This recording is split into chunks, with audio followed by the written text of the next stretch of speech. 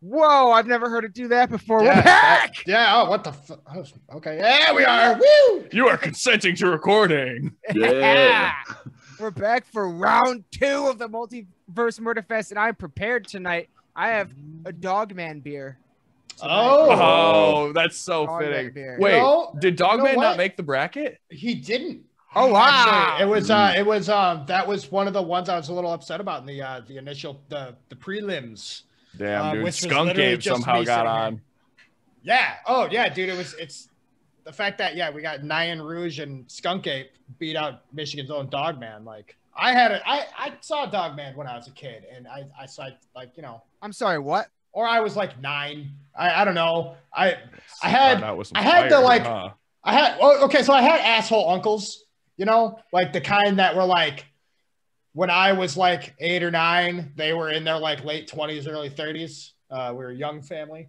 I was that uncle. So you know what it is to scare kids. It's hilarious. So, I'm sure one of the adults went out to go take a pee and put on a mask or something and went hid in the woods, and Uncle Rady's like, oh my God, Dogman. I was like, let's go inside. And it was, but I saw Dogman. I seen it. I seen it. But yeah, man. So back Multiverse Murderfest. That is a tongue twister. Yeah. That is. Round 1, part 2 today. Yes. How do we know who goes first? How do we know? I can't remember. I believe Alex had the most wins on the last one. That I did. So does that mean that I get to sit out, or does that mean I'm first up? I believe that means you're first up. Okay, cool. So Heavy Saurus versus Leprechaun. Yes. I gotta give it up to my Leppy boy, man. I watched that entire film series and I regretted every fucking second of it. Oh, I bet, dude. Did you Except even get into the reboots and shit? I did watch the reboots. The newest one is pretty decent. The WWE one sucks. Yeah. The best ones in the entire fucking series are easily In the Hood and Back to the Hood, because they actually try in like an interesting concept to like make you care about the characters. Every other one, you're like, I want this fucking person to die. Like, no remorse. So it's gonna be Leprechaun. All right, who is taking Heavy Saurus? Yeah, how do we determine the? I was just say I've done my diligence, but last time we started with me and Alex. Oh, that's fair. Oh, I thought I was going to start the last one. Were you? With what's that? No, I think it was. No, because it was Mastodon versus Michael. Oh yeah. Yep. All right, so all right, I'll take it then. I'll take Heavy. Yeah, Saurus. you take Heavy Saurus. You know more about it than we do. Okay. So all right, so Heavy Saurus. Quick bio, a little pop up at the bottom of the screen. As they enter the arena. Bring up a picture too, so people can see. Yeah, let me get one on a different screen. So, Think Steel Panther and that show from the 90s called Dinosaurs. Holy shit, yeah. Pretty much. But like, that's a pretty funny idea. Way less tits. Way less tits. And if they are tits, then they're breastfeeding. So that's Heavy Saurus. Yep. They are a Swedish children's death metal band. They all have dreads except for the Mohawk one. In the Triceratops. Yeah. So like think the way Barney has like clean up, everybody do your share. It's like that, but in Swedish. And with like some kick-ass Swedish death metal behind it. Like, I'm not even like just saying that because I'm me and I love that shit. No, the quality of the music is actually pretty ace. Like it's aces, dude. It's great stuff. And so there's their story. There's the quick synopsis of the movie that introduces their lore, quote unquote. Is they're resurrected via like DNA or eggs found or something. I didn't really go too far into the lore here because it's a children's cartoon and they don't really have a lot of lore. They were Jurassic Park to life, or they were Jurassic Park to life, because Theodore Rex also was a talking raptor or a T-Rex. Obviously, I don't know why I said raptor. Three of the 5 of them were previously in Slipknot, but we won't tell you which. Oh, I'm sure you can figure it out. Work. Yeah. So yeah, it's a real band, real musicians behind them. We listened to one of their live shows a little bit before we started recording. They've got the gloves on there, but they have like fingerless gloves. They actually play their instruments. It's dope. I love it. Because like you see the crowd and it's like dudes in like Slayer vests and like looking metal as fuck, but they got their kids on their shoulders with like the little headphones on them, and they're both like sitting there like rocking out to it. It's great. Love Heavy Source. However, they are up against the Leprechaun, an hundreds of years old leprechaun. In different movies, he says he's different ages. Sometimes he's 600, sometimes he's over 1,000 years old. It just kind of varies. A lot of people think that it's not the same leprechaun every single movie kind of deal. But it's always Warwick Davis, except for 2 times when it wasn't. One time that was fine, one time that was terrible. And it's an interesting series. He basically is the normal leprechaun. You get his gold, you can make a wish on it and stuff, but he'll come to fucking kill you because he wants his gold all of the time because he's greedy, and that's how leprechauns work. Okay, so I'm like not 100% familiar with the Leprechaun franchise, other than the fact that I know that they edited the box art for the first one after Jennifer Aniston got famous. Oh yeah, definitely, because people didn't even think that she was going to be like a very famous like actress. No, dude, one of her first roles was Leprechaun. Yeah. And she nailed that fucking role. Kinda. I mean, she was a better part of it than the little kid, but the little kid wasn't a terrible actor either. So I don't know a whole lot about it. But I have to feel like you can have all the gold. Like, so wait, hold on, wait. Actually, no. If you said you get his gold, you can make a wish on it, right?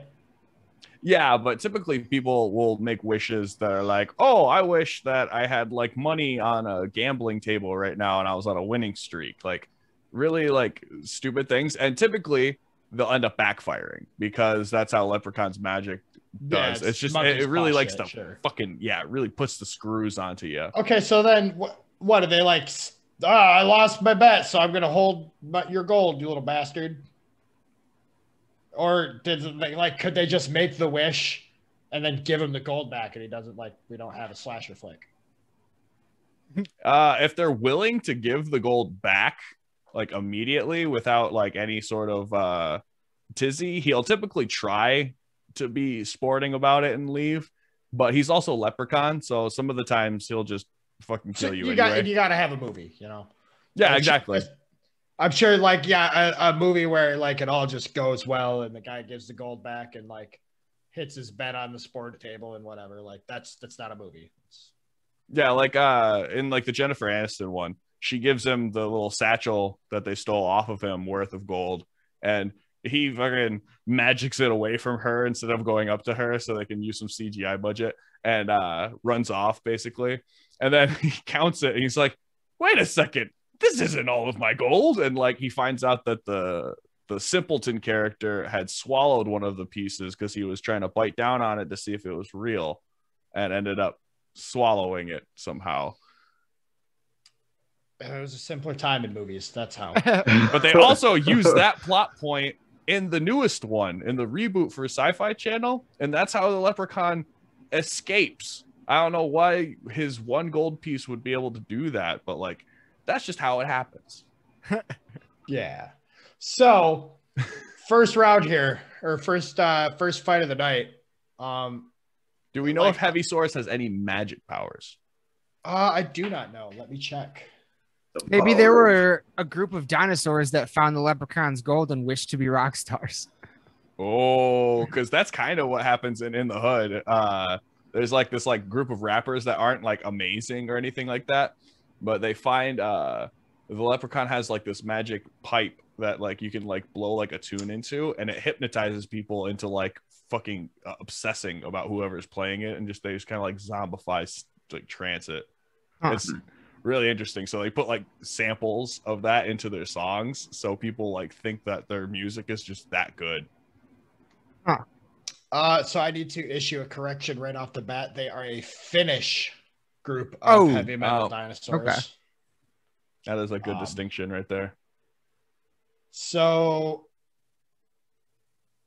according to legend, 5 dinosaur eggs made from metal survived the mass extinction 65 million years ago in the Mountain of Wizards. Oh, they might have magic. In the year 2009, witches gathered at the same place. A giant lightning bolt hit the ground and simultaneously created ash and revealed the eggs. I don't know why it would create ash, why that's a thing. From the power of the witch's chants, the eggs exploded and the 5 heavy sauri hatched. Cool. We now know the plural. Yeah, it's heavy sauri. I'm not seeing anything about them having direct magical powers. Okay, so they were birthed of magic, but they not actually be magic. Other than the power to rock. That is a magical power, of course. Yeah. It's one of the most important ones. Yep. So yeah, I don't think they have magic. So honestly, Leprechaun is one of those characters that like sometimes you can outsmart him pretty easily, but other times like he is just 4D chessing your ass into a fucking trap where you think that you're putting your face right up in some fucking girl's titties, but it's actually a lawnmower's blade. Oh, okay. Well, I mean, right off the bat, we're gonna run into some issue there because like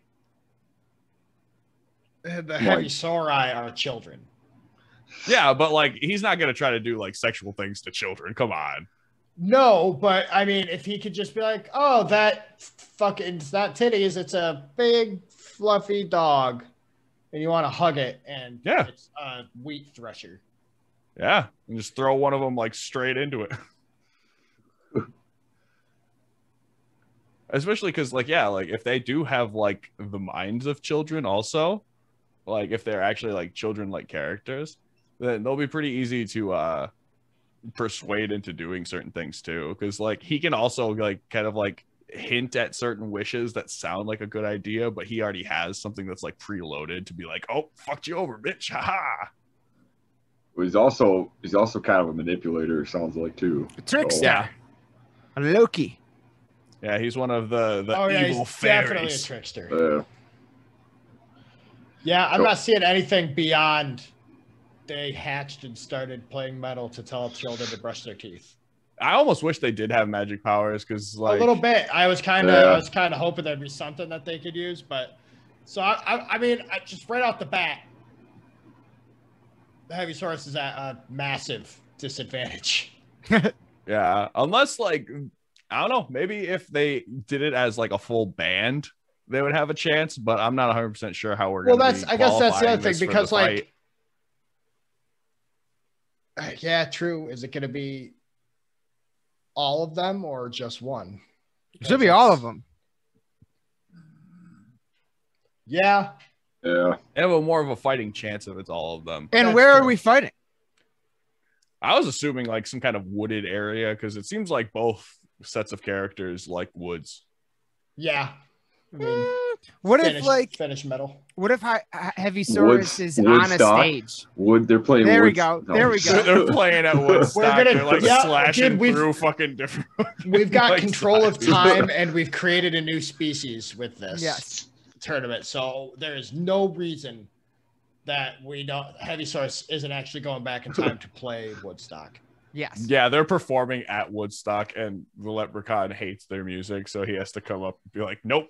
I figured we just steal the Leprechaun's gold and plant it on the Heavy Saurus, like Oh, that's even better because then he just goes at them fucking savage. No remorse. He'll just go fucking and swing, and then he'll like pop up inside of one of them. Like, there's one part in fucking Lep 4 in space when he crawls out of a dude's dick.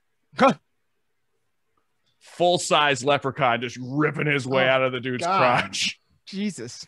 Yeah, that's one of his favorite ways to kill people is being inside of them at some point and then ripping out of them. He does it multiple times throughout the series. You know, I was gonna argue that we should have put Guar in this, but you know, it sounds like Odorous is already there. Odorous is there. We have one representative from Guar because we know how metal he is. Yeah, dude. If it was the whole band, they would win the whole tournament. Yeah. It'd be a massacre.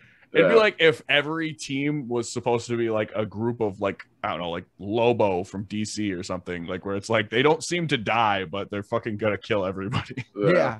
Well, now that we're talking about this, like, I don't know, like, we could, like, you know, Heavy Source could have some, like, I don't know, could be like a Bill and Ted kind of deal where they like write the most brutal song ever and try to, like, I don't know, kill off everybody there or something. But then the Leprechaun comes out and like plays his flute or whatever, and then like convinces everybody to turn against Heavy Source. So it's a fucking. So it's a battle of the bands. Oh my god, they have a musical battle instead where like oh my god, no matter what, and fucking like playing the flute. And yeah, stuff. dude, and no matter what happens, there's a man in the audience that hears the rock music with the flute over it. And he goes on to win the first metal Grammy. And that son of a bitch! It's Jethro Tull. So we accidentally, through ripples in time, created Jethro, because there's no other explanation for that band existing. Other than we sent Finnish metal back to the 60s, and a leprechaun came on stage and battled them. Flute of Destiny. All right, all right, he's got some Pied Piper shit, but dude, I don't know, man. You heard those crunchy riffs and that fucking. Yeah, but like Leprechaun doesn't really care about music. He raps. That's pretty much about like all he does musically. He did the Lep in the Hood rap at the end of Lep in the Hood with his zombie fly girls in the bar. Oh my god! I highly recommend this series, obviously, to everybody because it's so tantalizing. Yeah, dude. So all right, yeah. So like, you know, there's the battle at first, but Leprechaun's eventually gonna. Nope, and I think he's gonna kill one of them. He could kill way more than just one of them. Honestly, if well, he's going for his gold, that's how the bloodbath starts. Yeah, he scares all of them by ripping out of like the drummer, like just to get like the drummer out of the way. Compy Mumpy. Because it's either him or like straight up the lead singer. Because like he would want to make like an appearance kind of thing. He'd want to make himself known, especially if we told him that they had the gold. He'd be like, "Oh, fuck them! I'm gonna fucking kill them right now." So after this little flute rock battle, everyone's focused on it. Everyone's not paying attention. All of a sudden, Leprechaun disappeared and bursts out of the chest of Compy Mompy, the drummer for Heavy Source. Poor Copy Moppy. Which rip. Yep. So there he goes. He's dead.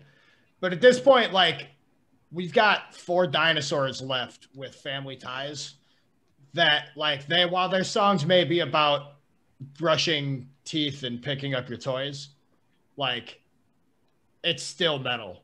It's still got that fucking deep-seated rage in there. But what are the guitar and bassists? What kind of species are they? Because I think the lead singer might be the only meat eater on that list at that point. Because did Triceratops eat meat? I don't know. No, I don't think so. So we got a bunch of vegetarians. Oh no, they're out all here. Let's see. I can't. God, why they're a kids? They're a kids thing, man. Why wouldn't they be like vegetarian, positive, go-to attitude? You know? Yeah, the lead singer has. All right, I'm just gonna go off fucking dinosaur train here. Okay, I see one of them has 2 pointy front teeth and a long tongue. That's gonna imply predator to me. Like its eyes are facing might be forward. Defensive. So evolutionary. Yeah, but all of them are gonna have forward-facing eyes. They're not all of them. One of them's got eyes going off to the side, and he's got a big old beak. What? Show that picture again. Yeah, I remember that. Pull that up real quick. So this guy here. Oh, come on. That guy is clearly an herbivore. He is. Prey. Okay. So what is that? The bassist and the keyboard player are definitely herbivores. Yes. Definitely carnivore. I'm gonna give him omnivore at minimum. Omnivore at best, yeah. So he would still go for meat. Makes sense, but Mafia over there would have been dead anyway. We already decided that. Oh yeah, no, he's dead anyway. So yeah, so we got 2 herbivores and 2 meat eaters. So this is a weird. This is a real conversation we're having right now. This is we got it. This is the fucking shit people want to hear, man. We got to. Hey, can we just mention the little girl in the foreground with the boss money sign hat on? Like, oh yeah, dude. What is that? That is a fucking awesome shit. hat. And then you got the girl with her face painted like a cat. Yeah. Could not be less impressed right now. She doesn't give a fuck about Heavy Saurus or Cotton Candy. She's like, this is the worst show I ever saw. Mom, in my get life. me out of here. Kids are like, why did you bring me here? What is this? What are we? My parents like metal and they forced me to come here. Yeah. So yeah, so like as soon as that happens, dude, like they're still dinosaurs, you know. That instinct doesn't go away. So you think they'd go savage mode on them though? What happens even though they're a kids metal band? Like I said, dude, they're a kids metal band, but they're a metal band at heart. They still got that ferocity in them, you know? Yeah, but I mean, like, you got a teleporting magical leprechaun over here that can, like, disappear into stuff. Unless they can find something that is made of complete iron, or they have the magical amulet that can turn him into a statue. Those are, like, the only 2 ways that they're doing anything to him. All right, so I'm looking here. Zooming in. You Right got an here. iron cross? You think it's an iron cross? I think so. So I'm gonna say, while all this is happening, it's people dying in the crowd left and right. Woodstock. I don't know how this didn't get written about in any of the history books. Nope. It got overshadowed by Limp Bizkit. Yeah, the brown acid my actually God. was very, very. Oh wait, intense. are you saying this is happening at Woodstock '99? Is it happening at 99? Because that would be even funnier. That would make way more sense. Sure. That MTV cut away to Limp Bizkit.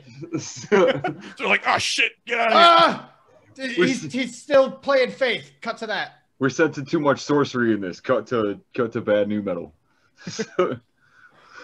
Bad new metal. Like there's good new metal. So I think Sorry, that's a different. I think the keyboardist here, the Triceratops, she's going to be the next one to go. So we're down to 3 heavy Sauri.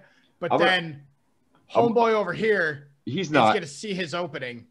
He's gonna try. He's not killed. Look at that guy. He's not gonna kill Lep. He's gonna burn him at best. Like if that cross is actually made of iron, I'd say the chain would be too. So he's gonna get that chain around that little bastard's neck. Okay, I will throw all of my fucking preconceived notions on how jewelry works just right out the window and say yes, it is iron. So this actually works. But yeah, okay. So like they find out that they can burn him with the cross, but like what else is iron that they have at their disposal at that very moment? That chain holding the iron cross on, he gets it around Leprechaun's neck.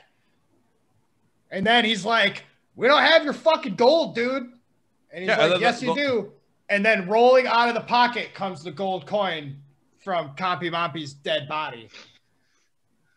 Yeah, and then fucking Lep uses magic and burns that dude's stupid little eyes out. Or he fucking reaches up and grabs his tongue out of his mouth and just All right, so when that happens though, I'm thinking my singer dude here, Devin Towns, to go dinosaur, the Devin Townsosaurus. He's just gonna bite that little fucker in half. What happened? He can put himself back together.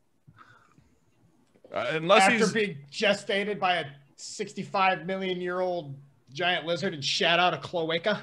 Yeah, because if that dude fucking eats the leprechaun, you know what the leprechaun likes to do? Bust out of people. Yeah. Oh fuck. That's God like his favorite way to fucking kill people. Oh god, like stupid fucking dinosaurs and their tiny little brains. He didn't think about the fact that literally just happened 20 minutes ago. Yeah, exactly. And he would be like, ha, I win. And then he would get fucking gutted like the simpleton in the newer one. Yep. So fuck. All right, we're down to what? The bassist. The only thing I was gonna say, he's in the corner smoking way too much weed. Look at him. He's just. He's like he's over there. Yeah. He's got a quinoa sandwich. He's like, whoa, man. He carved out that cotton candy. It's just a pipe. Hey, that's what it is. It's how he's ringing there. Yeah. he busts out of nowhere, and his strings are actually made of pure gold instead of nickel, and just plays the riff that, I don't know, opens the portal to hell, I guess. The tritone. Yeah.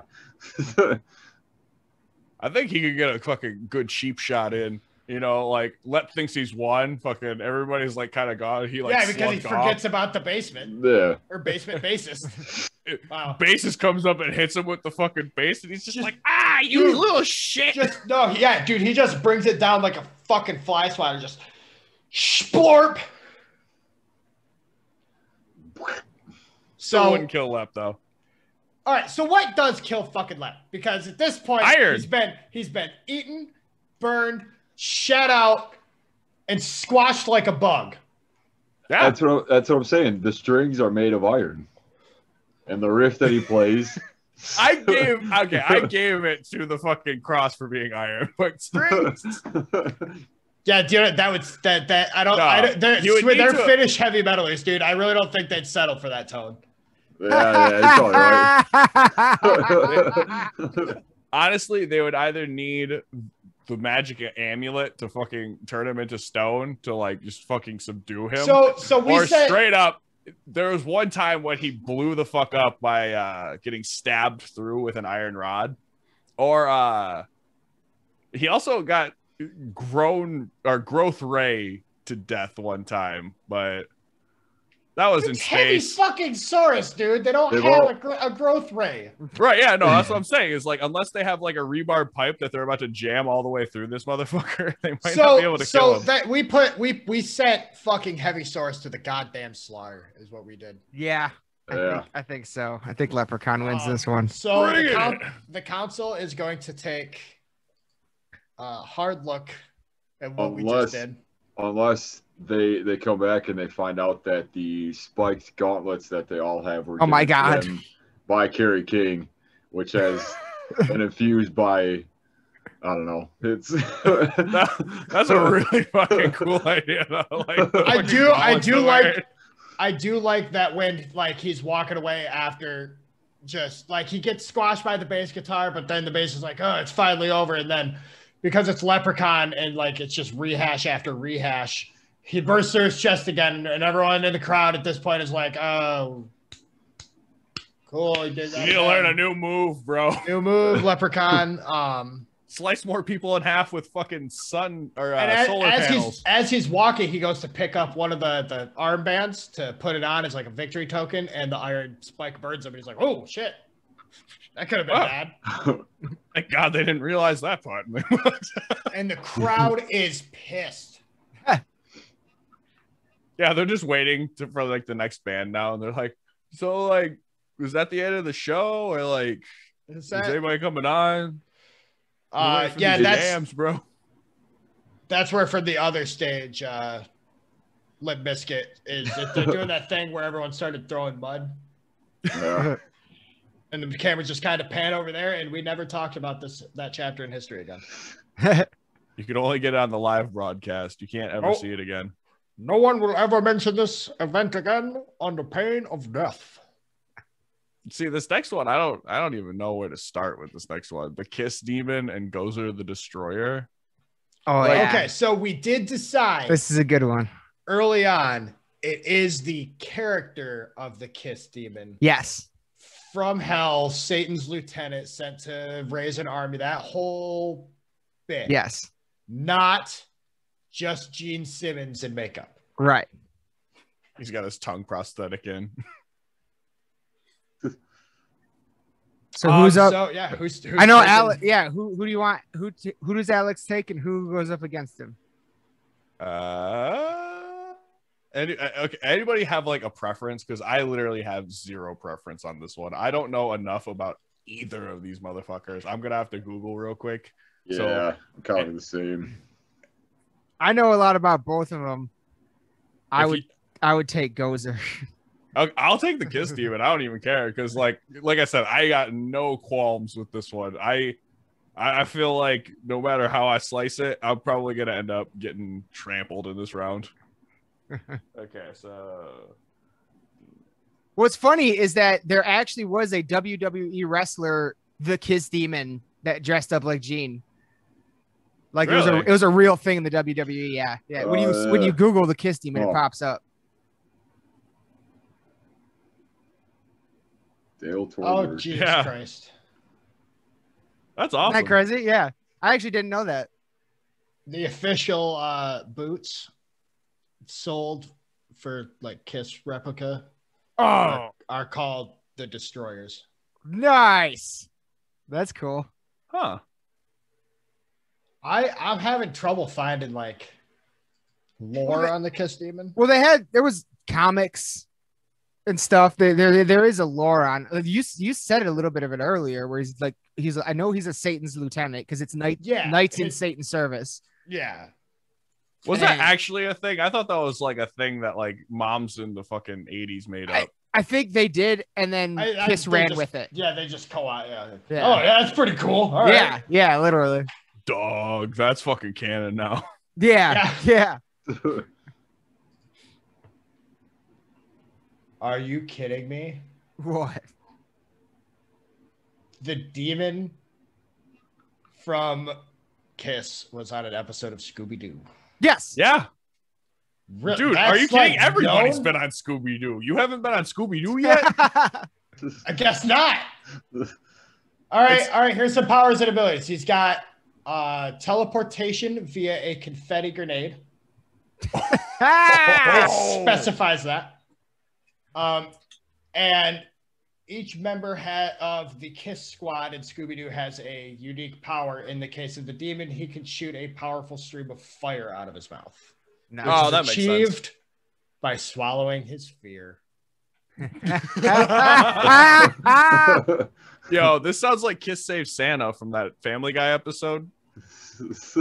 You keep practicing those solos, Santa.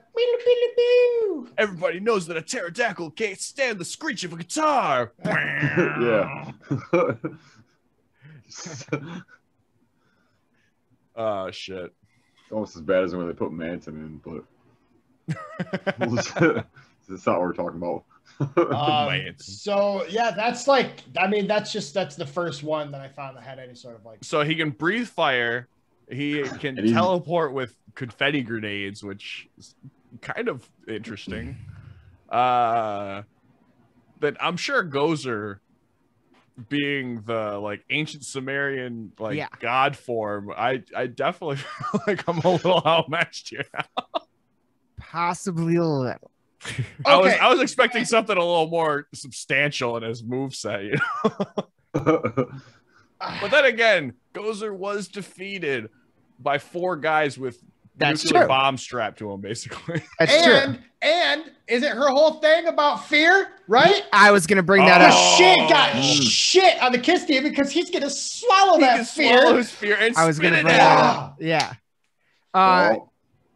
However, oh man, that's a great first bit because she's gonna come walking out all like, what did you say? I can't. What's her voice? Choose what your destroyer's form will be. It was like, you must choose. So yeah, Gozer. So that's the Kiss demon. Gozer, also known as Gozer the Gozerian, Gozer the Destructor, Gozer the Traveler, Valgus Zildahar, and Lord of Sabula.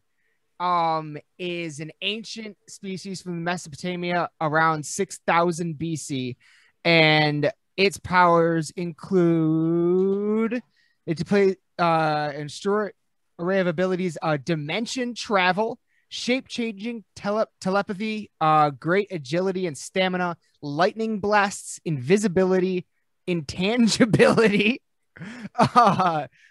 pyrokinesis, and weather control.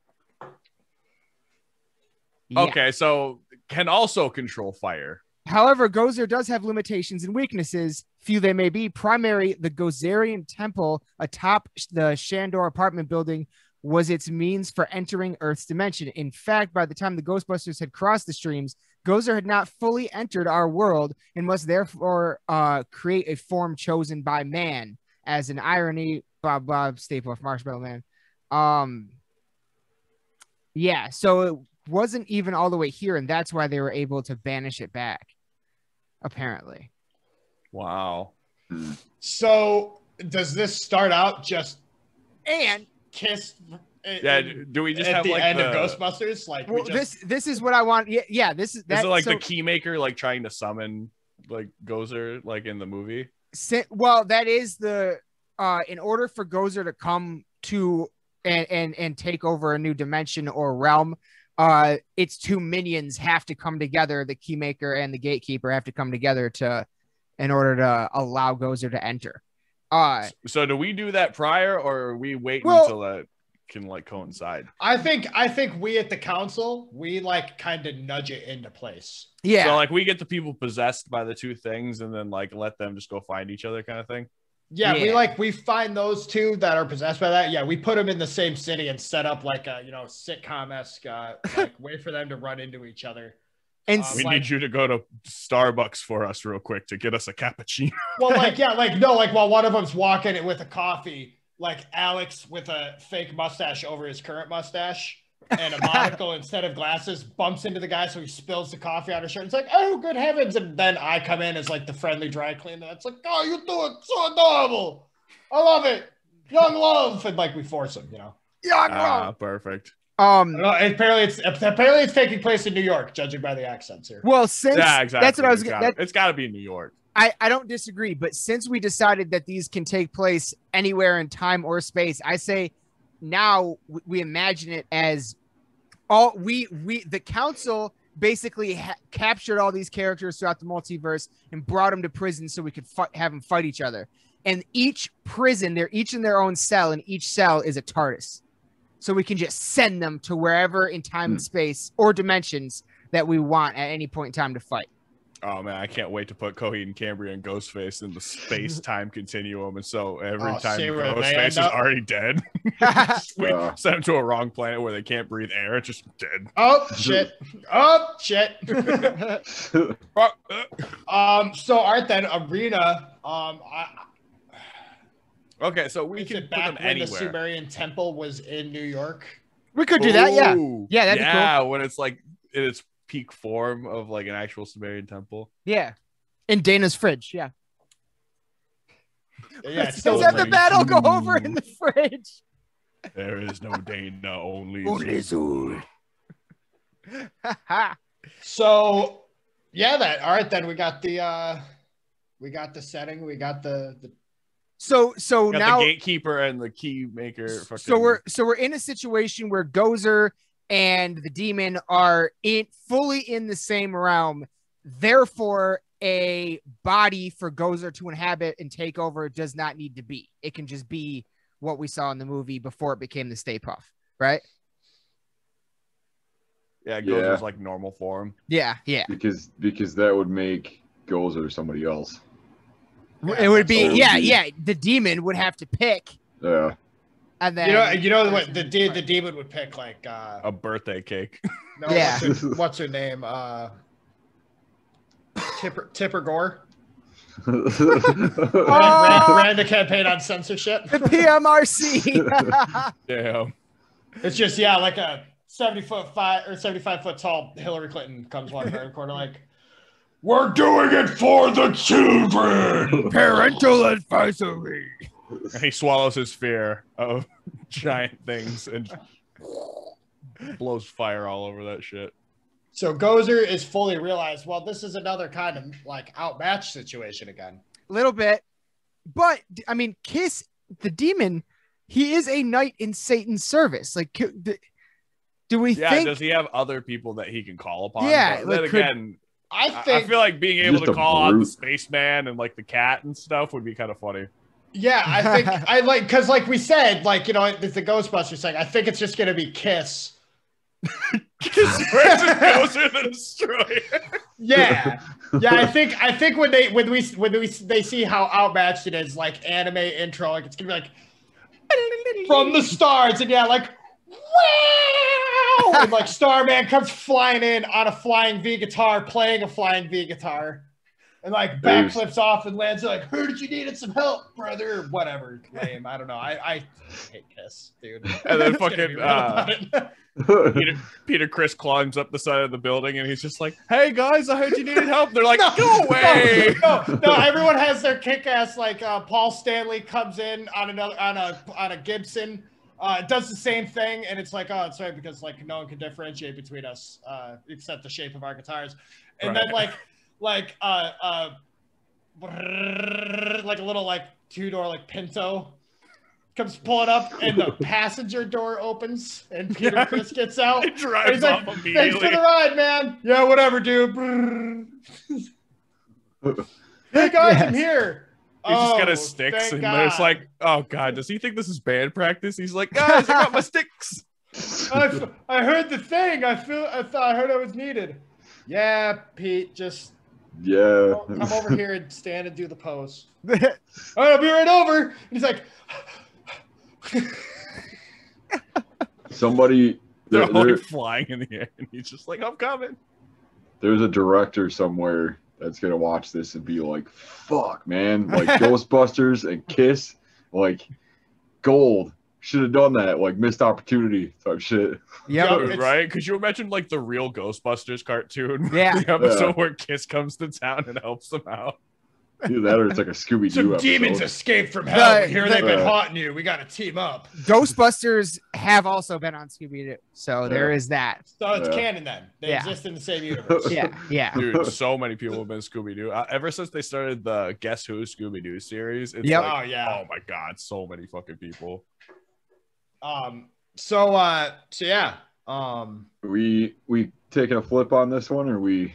I don't know. Honestly, I got a feeling that Kiss would put up a damn good fight, but Gozer's got way more power. Like, I mean, Gozer is a god. And that's why I feel like as we're watching this unfold, we as the council need to kind of make a decision. Does Gozer move on, or does someone come up and we disqualify Gozer the same way we had to disqualify Dormammu?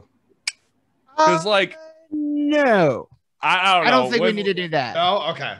Because I'm looking at the people that Gozer has a chance to go up against, and there's a few that I think could definitely beat Gozer. Maybe the Violator. Maybe Leprechaun. Maybe. I'm not gonna lie. I think Odorous takes this side. Like, I think Odorous is the most powerful thing on this list. Well, I mean, I don't know. I think Pinhead's pretty overpowered. I'm gonna argue. That's true. When Pinhead inevitably faces Odorous, if they don't just team up and go party, they just like to bring up a loser. They're like, bro, dude, that's what you do sex torture too? All right. What's with the puzzle box? What are you, a nerd or something? What's with that big clunky spaceship? There's a real chance of that happening. Oh, dude, there's a bromance in the works apparently. Absolutely. I also think Ozzy Mendes might be able to defeat Gozer. Yeah, Ozzy Mendes is smart enough to, for sure. If they both moved on that far, he could. He also has that giant like telekinetic squid that he released on Manhattan in the original fucking Watchmen run. Yeah, they did it. I'm gonna give it to them for that one too. But for Gozer versus Kiss Steven, I honestly think 4 of Hell's top lieutenants might have a chance of taking out Gozer. Are gonna have a chance at taking him out. Like, that is fair, especially if it does end up like having the whole team, because like Ghostbusters won, but like, would they have won at full strength Gozer? Exactly. And Gozer goes like, what it does is goes around and takes over different realms of reality. So like, I kind of think they could handle the Kiss guys. See, well, okay. Is it multidimensional, really? Mm-hmm. Oh man, I gotta rewatch Ghostbusters apparently. So I'm thinking Gozer though, like most of this. This is good lore. I don't know, man. So well, do they have proton packs? I'm in the middle because I feel like that's a step. I feel like at the very least, if Kiss has Hell on their side, at the very least, Gozer's going to try to make a move on Hell. Well, The devil ain't gonna have that shit. Hell is another reality though. So, or like dimension. So who's to say Gozer hasn't already defeated something more powerful than the hell that Kiss is from or whatever? I think that's where this battle ends up going, is at this point, like, Kiss is like, yo, Gozer's taking this reality. We got to fall back. And they try to, like, coax them into hell. They fall back to try to be on, like, a more powerful level. The goddamn Kiss army at their side. And there's just, like, a bunch of fucking dudes in, like, their, like, 40s and 50s that are drunk off their ass waiting for them. Like, in a bunch of fucking bands. But they all got their hell powers because they submitted themselves to the Kiss army. Yeah, exactly. It's like Spawn. I think we're going to see a fucking Ride of the Rohirrim, but instead it's going to be to Love Gun. Like, dude, yeah, either Love Gun or Detroit Rock City. Yeah. It fucking just a bunch of fucking explorer vans just come charging over the hills of hell. This taking on Gozer. Sounds like a Marvel movie. Dude, it does sound like a Marvel movie. Oh yeah, dude. You know what? They hear on their fucking comms on your left, and there's just a bunch of fucking dudes in the Kiss army, like yeah. And they have to get it done before it gets too far into the song because the song kind of loses momentum about halfway through. Yeah. Yeah, exactly. That's when it switches to the epic score. And dude, yeah, I'm giving it to Kiss, dude. They go and they get the fucking Kiss army and the power of hell on their side, and they're gonna be able to roll over Gozer with the sheer power of rock and roll. You convinced me. But I also am the one arguing this part, so I'm fucking kind of locked in on the Kiss Demon. So, because I'm not about to, I did it for the other side, but this time, if I'm arguing for the person, I'm automatically locked in that vote. Gozer does have a little army itself as well. True. And it's a demigod. I said it was a god earlier. Oh, demigod? Oh yeah, dude. Fuck no, dude. Kiss already got this. Hercules was a demigod. Come on. It's gonna be like, are you ready, Alex? Are you ready? It's gonna be like the end of Age of Ultron, God, right? when they get him and they're all like, willy. The power of their rock is pushing Gozer back out of his reality. Like, and then Gene Simmons just steps in and fucking It's one big fireball and it's like a fatality. But the thing is though, fire clears and Gozer is nowhere to be seen. Because Gozer has pyrokinetic powers also, so and it can be invisible and lightning powers. But I don't know, man. Gozer might have met his match. But Gozer, so are we in hell now though? Oh yeah. Well, Gozer can destroy or control weather. So couldn't Gozer like make it freeze over? And hell, there's no hell. There's no weather in hell. It just is burning. But couldn't you make? I don't think there's like a cloud system in hell, like an. But all you really need is all you need is like condensation, though, right? No, because a weather system implies like movement in the air, and you got to have like the stratosphere and like moisture up there. Hell is at the very least underground. There's no like. Oh, okay. But if it's underground, hold on. Thing. There we go. Because if it's underground, then it's in the same reality as dimension as Earth, right? It's not. It's a separate reality, but that dimension is underground. Like the whole dimension is the whole thing. You go to a different planet, you're still underground. You just have to still underground. You got a tunnel. Yeah. It's just different pockets. It's like negative space, dude. Like it's a different where a planet would be is open, just burning death hell, and then stone where space would be, and then another open pocket of just death burning hell. I love this. That's a very unique idea. The other part is it wouldn't exactly be like Ultron because you would have to get through Zool and the Gatekeeper. Yeah. So he does have those two minions. Yeah. But the Kiss Army might be able to handle that. Oh yeah, dude.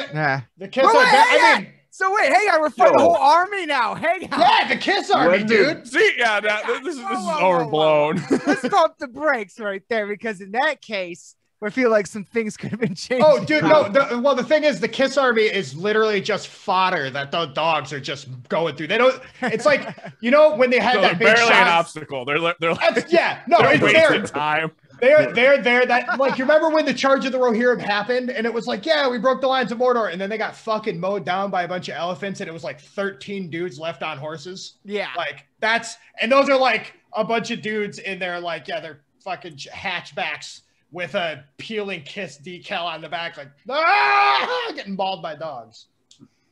Also, Gozer can, just because it's fully realized doesn't mean it can't change form. So it could take the form of the devil itself.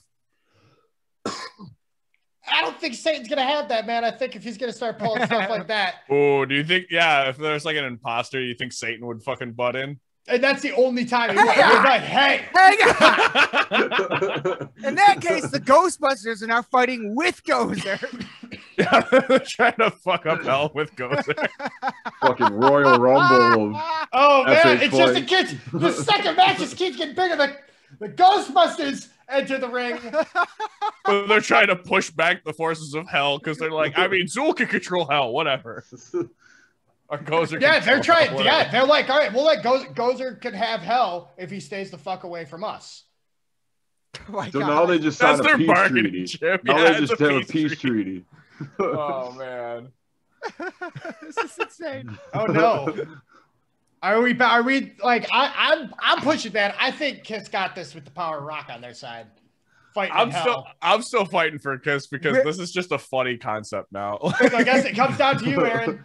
Yeah, where do you fall, Aaron? Look, part of me wants to be like, hey, Kiss Demon, because for that, like on paper, for them to fight against Eddie would be hilarious, assuming that Violator loses. But realistically, I just, man, like Gozer just, I don't know, like he's got the actual like invincibility type shit. Like it would be Gozer is not invincible. Well, and I guess like putting up against Kiss Demon because he's really, I guess like I could like just to clarify, we got the power of rock and we got and we got the Kiss Army, right? Mm-hmm. Is that part of this? Okay. Yes. So I guess so. That means also the Ghostbusters are fighting alongside Gozer on a deal that Gozer stays on. See, I love that concept. That's so fucking funny. Oh no. I just, man, I don't know. I still see Gozer winning this one. But, so do we go to the coin then? But part of me is like, man, the Kiss Demon against Eddie would be just on paper. Just I'm trying to like, I would love to argue that. Yeah. So that's kind of where I'm at. Wait. A goddamn minute. Oh boy. What the fuck does Gozer have to do with the Transformers? What? There might have been a Transformer or something. No, I'm looking. It's like Ghost of the Destroyer in Ghostbusters, a video game. The Destructor 7 coming, and it's got like 4 paragraphs about that because Ghostbusters fans are on their shit. Dude, that video game was tight. Amazing. But the IDW main canon comics, apparently the Cult of Gozer influences the civil war between the Autobots and the Decepticons. What? Where are you seeing this? I'm on the ghostbusters.fandom.com. Me too. There's so much. Holy shit. There's Tiamat's in there. What the okay, you know what? I don't know, man. I'm thinking that like Gozer might be too powerful because at this point he can't lose against whoever he goes up against until Odorous. Why? Maybe. Wait, why do you say that? Why do you say that? Because I'm looking at his possible matchups here. Yeah. Leprechaun has like a slim chance of fucking being able to weasel his way out of that kind of shit. I don't know. I see Odorous, Ozzy Mendes, and I'm not gonna lie, I think I could argue Eddie to beat Gozer too. I think I could argue Eddie the whole way. He's like a zombie guy though. Like, how can you do that? Might be surprised. You would be. Oh yeah, no. Eddie's got a whole thing, man. I put he is an eternal being. Yeah. I put Pinhead up there too. Pinhead maybe too. You know what? Okay. Pinhead is a demigod as well. Okay, so despite the power of their rock and roll, man, you might be right, and I think I just need to see. Destroyer. I need to see proof that Gozer fully realized can be destroyed before I allow him to move on. All right, hold on one second. Let's get some thick lore in this bitch. But without it like being full on, like, okay, that's just the next thing. That's what Leprechaun does. Like, yeah. Because honestly, if Gozer goes on, fucking Leprechaun is dead. Hold on. What's that in the distance? Oh my god! That's the Undertaker's music. Oh, they are fighting in hell, so why not? That's what I picture this as. Just like we got like two big, like, you know, fighting for the title, and then all of a sudden, like, just everything goes dark, and it's just extra, like everybody's in Ghostbusters flipping, and they fucking start crossing the streams at the Kiss Oh my Army, god! Is it blowing just them up? So this is happening? Undertaker's just trying to enjoy his fucking retirement, dude. Yeah, he's just like cozy in hell. Like, and Satan's like, dude, do you want me to do something about this? And Undertaker just goes, I'll do it. And I think he choke slams Gozer through the wood table. And Kiss is like, yeah, dude. He's like, yeah, Kiss is all like, all right, dude. And then he fucking turns, dude, and he takes Kiss out as well, man. And he turns and he looks over at the Ghostbusters, and they're like, we're gone. Shit. I leave to the council. Does Undertaker? Oh my god! Undertaker actually win this match? Because it got put into hell and just became such a goddamn noisy slugfest. Undertaker had to come up and take care of business. Yeah, Kiss. I mean, Kiss I was totally kidding about that, but yeah, I mean, if that's how we want to decide this. Aaron comes in with the clutch Undertaker. That's so funny. I mean, we had something like that the first round, so it wouldn't be. Well, the thing is, we did so many coin flips. Yeah, it ended up having to make some good lore with. I change my vote to the Undertaker. Yeah, the third option option that just shows up. I don't know. Based on what I'm reading here, I definitely think Gozer can be beat in its fully realized form, especially since invulnerability isn't even mentioned in its abilities. But I don't know what intangibility. Intangibility means that it can like become like basically just like not touchable. Like okay. Yeah, phasing basically. Oh, okay. Well, yeah. I mean, so basically, she kind of has like a mix up of, or it, because it actually does say that it's neither male nor female. It basically has like a collection of different X-Men's powers. I kind of feel like it can be beat by the Kiss Army. No. Yeah, but I definitely by other things on the list.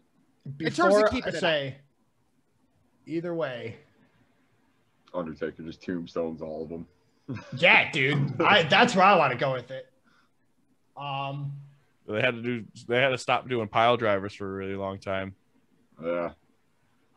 Regulation. Yeah, man. People would fucking drop them too hard. Yeah.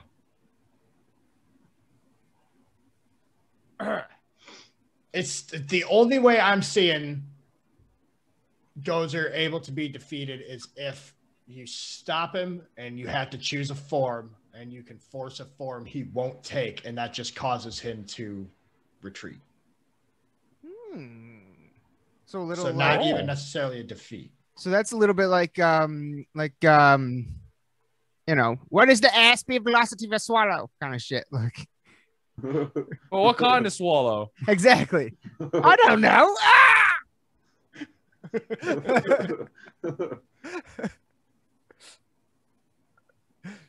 Do you think a swallow could bring an entire coconut? I don't know. I don't know. Perhaps if it made some sort of.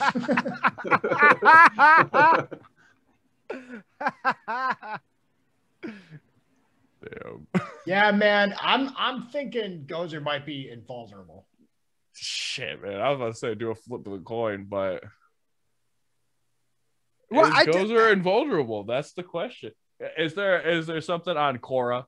Can we ask Cora? I'm just gonna Google it and see what happens I'm gonna use DuckDuckGo so that there's no bias. It's just a blind search into the fucking mess that is the internet. Is Gozer in?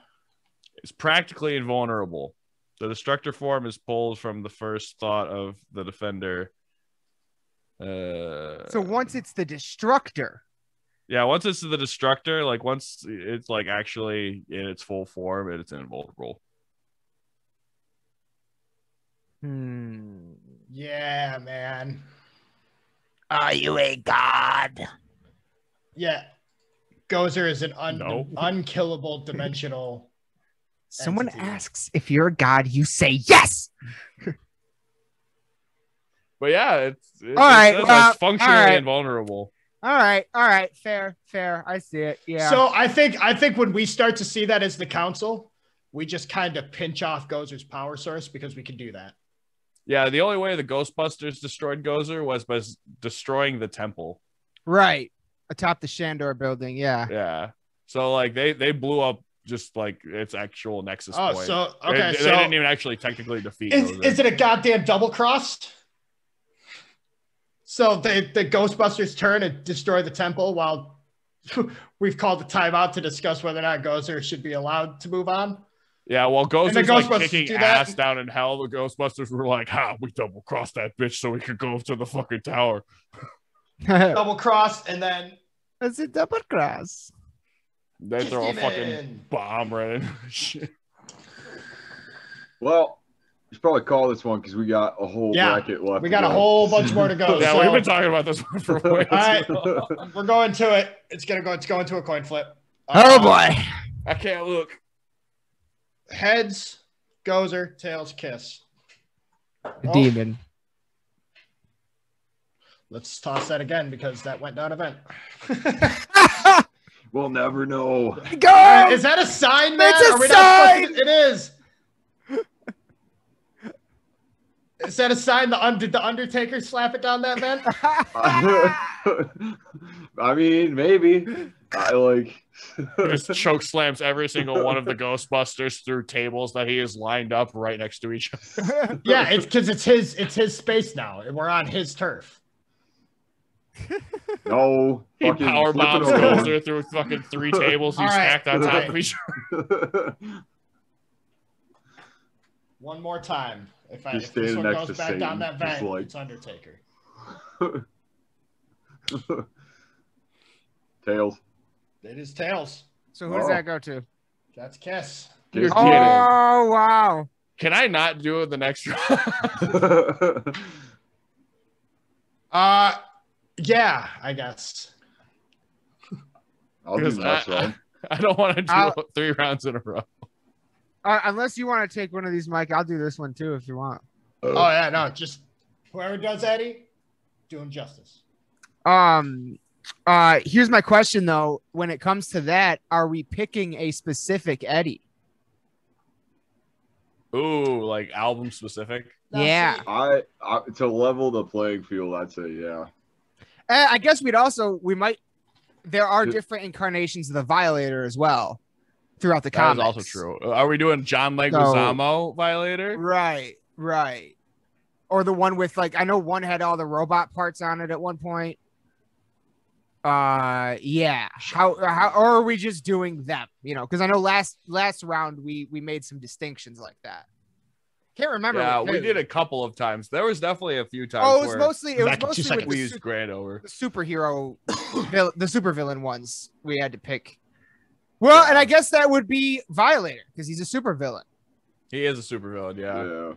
Which is so weird to think about because he's mostly a demon spawn thing. Yeah, but, it's also very superhero-esque. Very. IGN in 2009 ranked him as the 97th greatest comic book villain of all time. I would put him way higher, but he would always be on that list for me personally. He is a great villain. Man. There's some great villains. I feel like that's I love Violator. That's pretty appropriate because like he's not like a very well known villain per se. Not as well known as he should be, in my opinion, because he looks fucking awesome. Yeah. For sure. I've heard of it, but I don't really know too much about it. I actually, it's not, since Mike's gone, we can just chat for a minute. Since it's not, it's still in the early stages of production, but I know McFarlane has been working on a Spawn reboot. Yep. With Jamie Foxx starring as Spawn, I believe. Ooh. Interesting role for him to take on too. Yeah. I'm super interested to see how he really takes the character. And the way McFarlane so far has described what he wants it to be, he's like, I basically want to make it's going to center on like a detective, and it's kind of going to be a detective story, and Spawn is basically going to be like a force of nature, much like how like Jaws was used in the movie Jaws. So like he's going to be like this looming darkness that's always in the background, but it's yeah. So I'm really, that's a movie I cannot wait to see like the first trailer for. I think it's gonna be awesome. I thought they should have rebooted Spawn a long time ago. Frankly, I like the original. I thought for the time, I fucking love that shit. For the time that came out, that movie was awesome. Like the effects, the costumes were sick.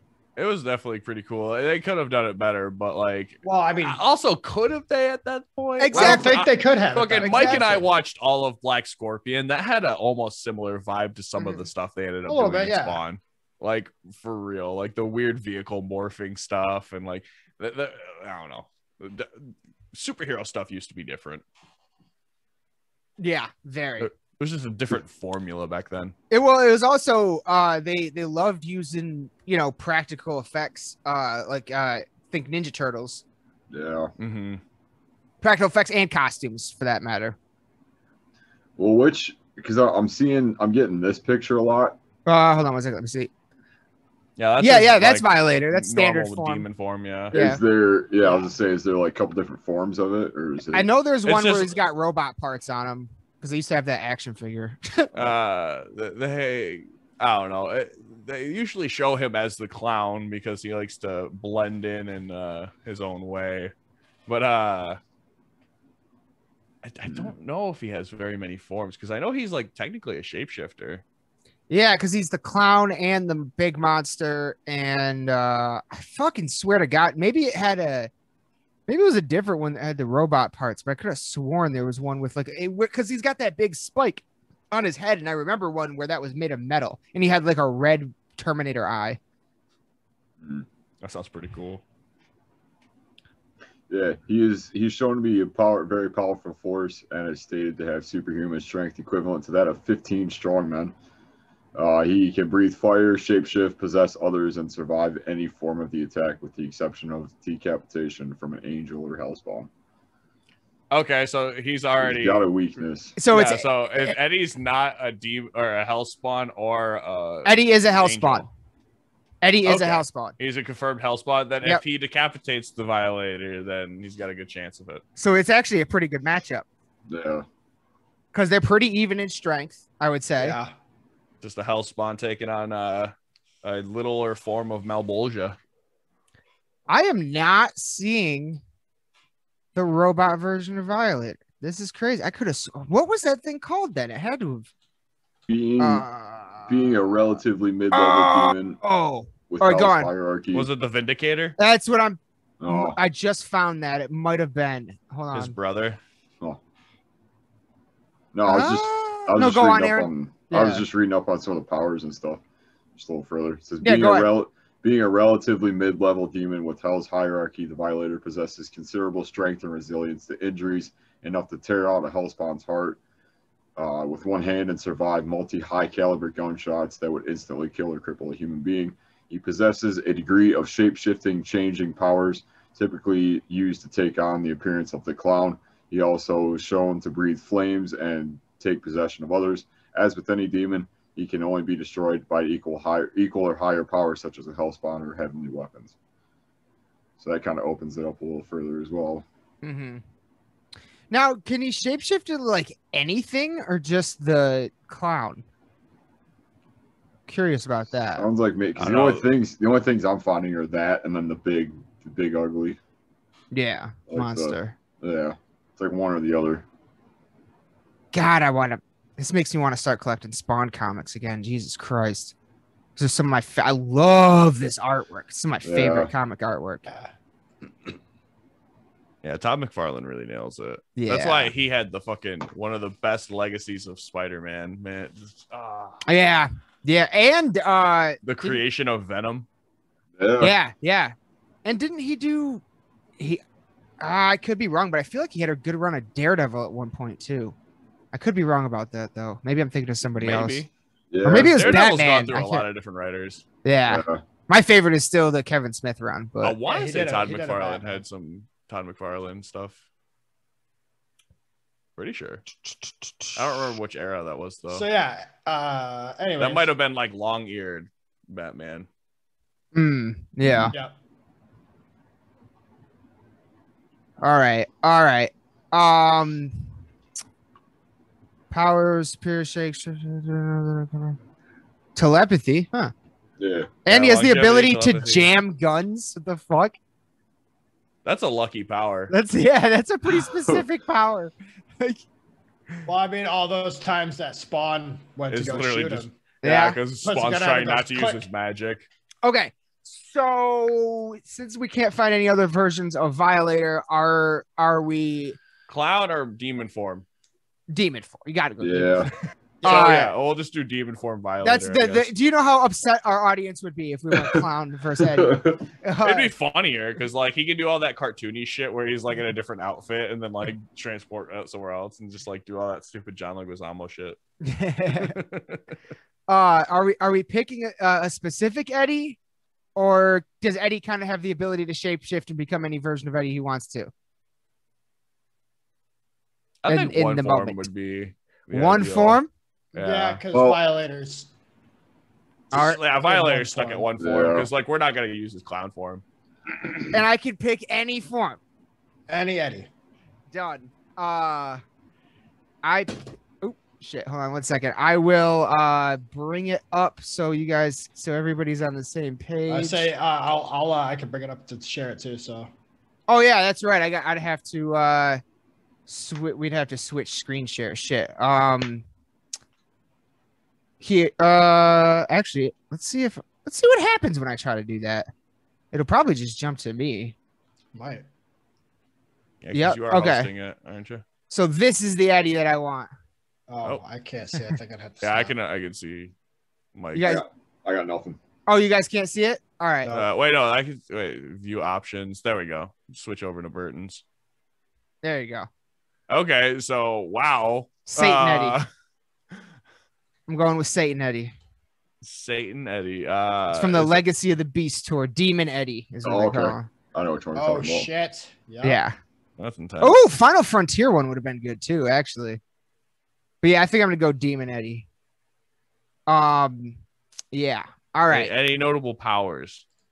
Yeah, Eddie. Well, I know. Shit. I don't know if he's got like. That's what I thought we were talking about. Yeah. I don't think he's got like telepathy or anything like that. I know that like gunshots, his head being cut off and being stabbed can't kill him.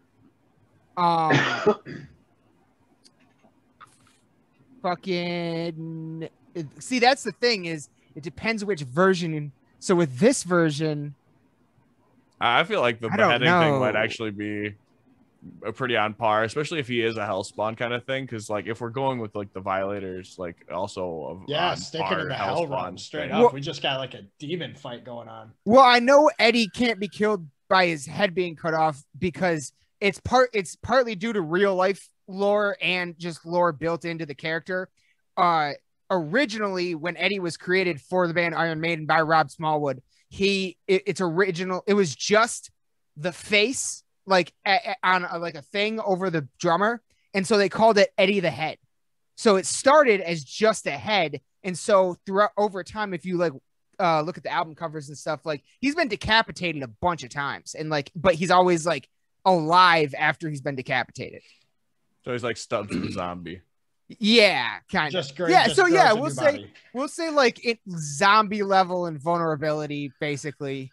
So you'd have to destroy his head to Oh actually yeah, kill him. shove some dynamite down his throat or something like that kind of a thing, probably. Double tap him.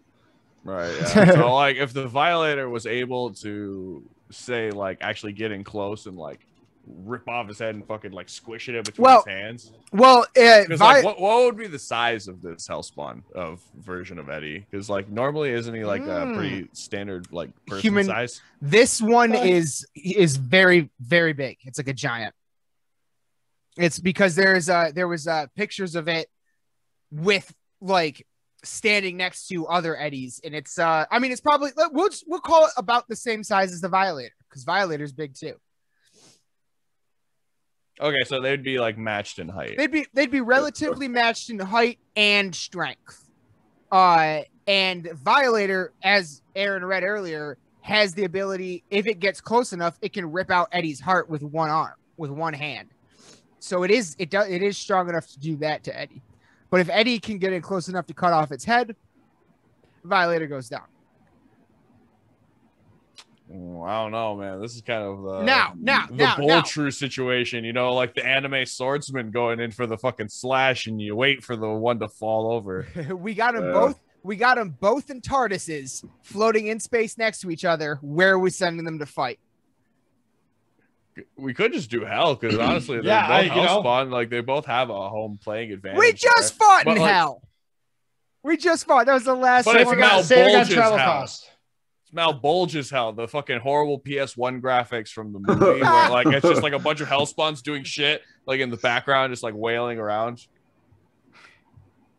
What if it looks like a bad fighting game? What if we I can picture that exactly as it's like what if played enough of those.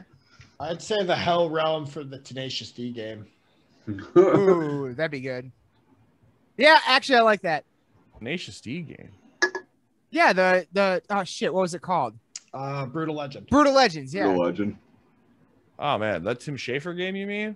The guy that made Psychonauts and Grim Fandango and Monkey Island. Don't know any of those. Yeah, I didn't know. I mean, I know those games, and I didn't know that guy also made those. Yeah, dude. Oh man. It was his like love child because after he made the first Psychonauts, he was like, "Yeah, I want to work on this metal video game." Oh. And then they ended up getting like Ozzy Osbourne and shit to be a fucking mechanic and whatnot. And I think Rob Halford was in it too. Yeah, Rob Halford had a big role. Wasn't he the villain? Yep. Or no? No, wait. No, the fucking villain was that like hair metal dude, right? At first, and then it shifts paradigms. Oh yeah, I have seen Eddie. Eddie has breathed fire before as well. You can also shoot T-shirts. Yes. Yes. And with Violet. Wait, hold on. Let me just see a picture of Violator again real quick because I feel like maybe I'm wrong. Well, Eddie starts selling like bootleg Violator shirts. All the demons of hell. Oh yeah, never mind. All right. Okay, so we're fighting in hell. All right, in the Brutal Legends hell. Fucking the TARDIS doors open, they walk out. Shit, they're both just kind of mindless killing machines. Because dude, they just go right into each other. Yeah, they just go right into it. Because like literally what is this? Villains.fandom.com. It lists Eddie's occupation as a serial killer, but then it says soldier, but that's just from one album. Or actually, no, that's from a couple albums. Well, he's had many jobs. He is. Yeah, he could be a spaceman. That was the whole point thing of that album was the serial killers in World War One. Crimes, mass murder, stalking, terrorism, and arson. He's an undead murderer.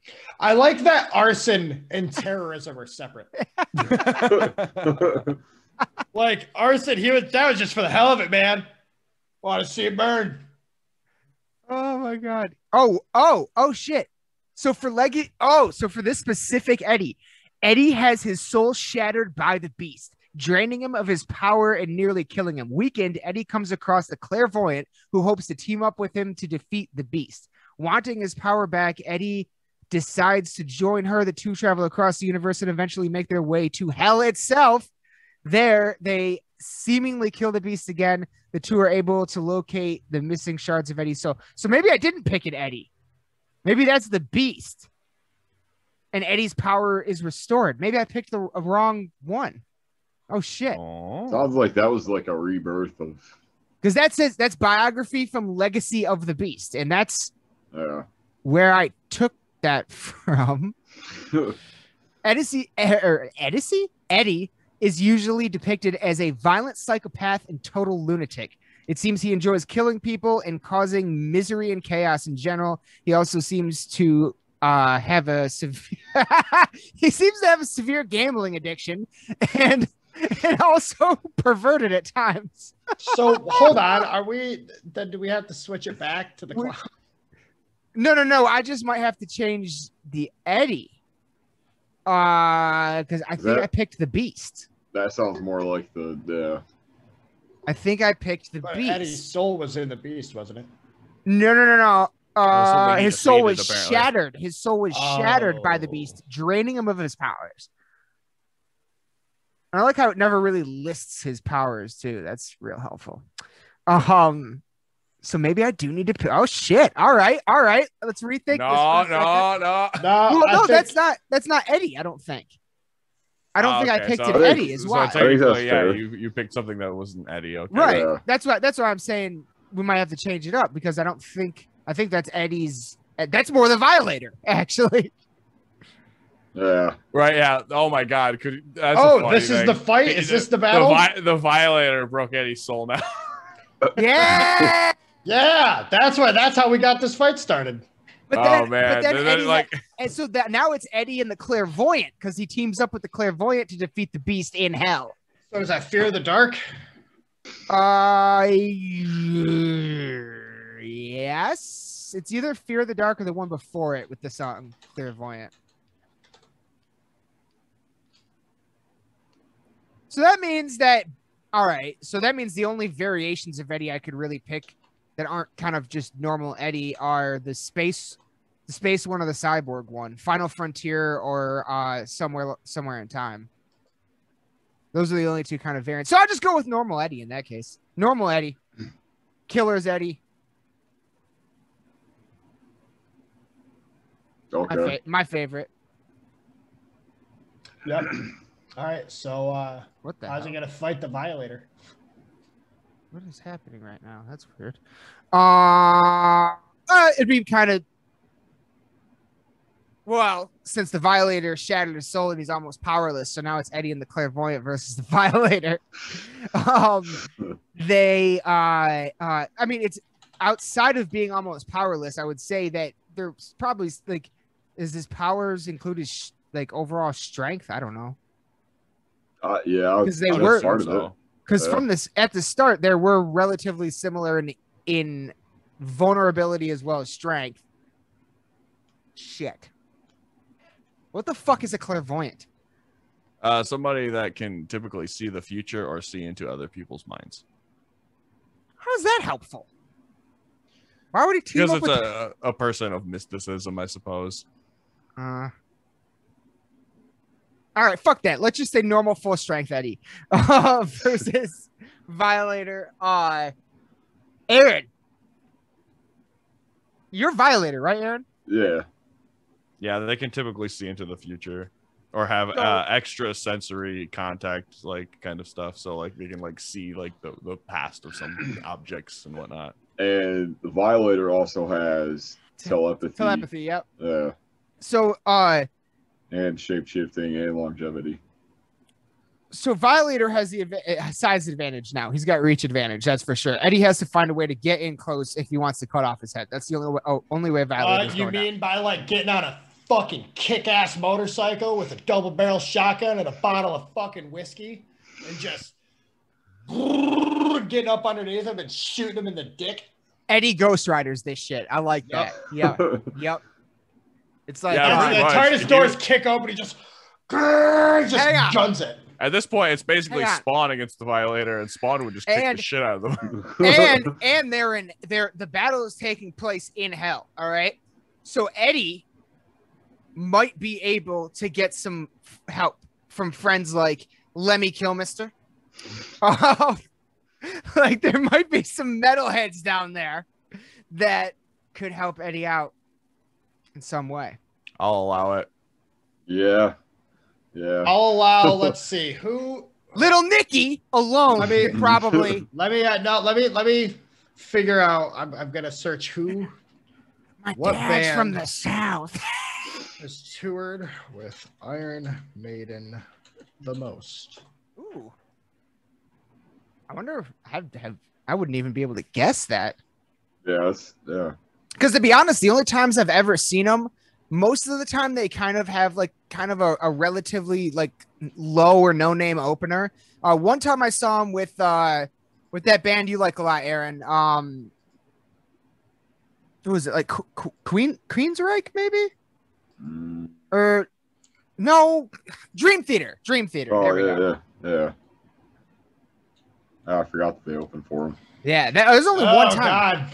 Here's the thing, though. Like, if anyone's loyal to Black Sabbath, they're not going to fight for Eddie. That's true.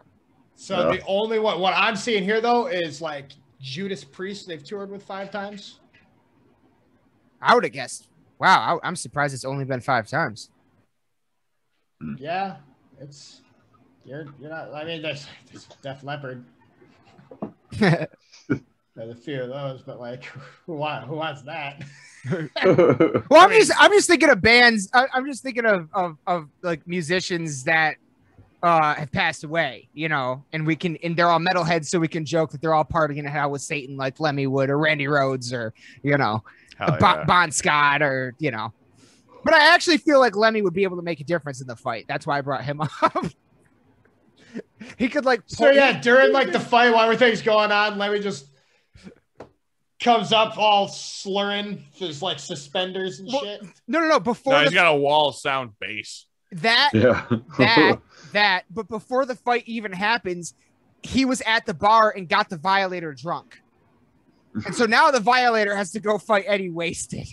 Starts looping tritones for there's just eternity. So much the 80s power hair metal thing. This is giving me excited vibes for Power Slam. We I don't know, but yeah, so like well, he definitely knocks Violator over at least with one good blast from that wall of sound. Yeah, at least, yeah. I don't know. All right. Because the other thing about Eddie is that he's kind of exists in like this world of a bit more like he seems to be more eternal. He seems to be throughout time. So like I feel like he's more ancient, possibly. We don't know how old the Violator is. That's the thing. He is a demon from hell, so that could be. I need about they 5 both are. minutes. I will be right back. All right. What are you thinking, Aaron? You thinking Eddie takes this one or the Violator? I'm thinking Eddie. Well, I'm kind of just thinking Violator. I don't know, just because like we don't really know as far as like power wise what we're working with that really.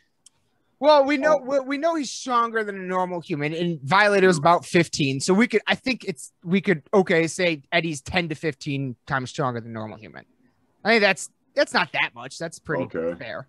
So like strength wise, and Eddie is a occupation serial killer. So like he's really good at murdering. Yeah, but the Violator is also a demon that is very good at murdering. True. And tricking. Yeah. See, they're kind of way too evenly matched. In a lot of tricky ways, one. We might almost have to call this one a coin flip just because, like, it's hard to sway either way with these ones just because, like, that's almost splitting hairs with some of these powers because, like, they're very similar. How am I not wearing one of my Eddie masks right now? What the fuck? I fucked up on that one. In full garb. Yeah. I don't know. By the way, Aaron, I don't know if you saw, but Trick or Treat Studios announced 2 brand new Iron Maiden masks for the fall of 2021. Oh, did they? Yeah, one of them's pretty cool. One of them's pretty cool. I have to look into those. One of them's the Wicker Man. That one kind of looks weird. Oh, nice. Wicker Man, huh? Like literally like the thing that you burn like of sticks, and like that's like the mask. I was like, that kind of looks weird, but the other one's cool. Yeah, God. let's I mean, I'm good to flip on this one. We've been on this for a little while. All right. Yeah, we did Well, circle around a lot with the yeah. Gozer. Fair enough. Let me I know that that Alex should be the one flipping here, but I do have a coin that I do think we should have been using this whole fucking time for every flip. Is it a replica of Harvey Two Faces?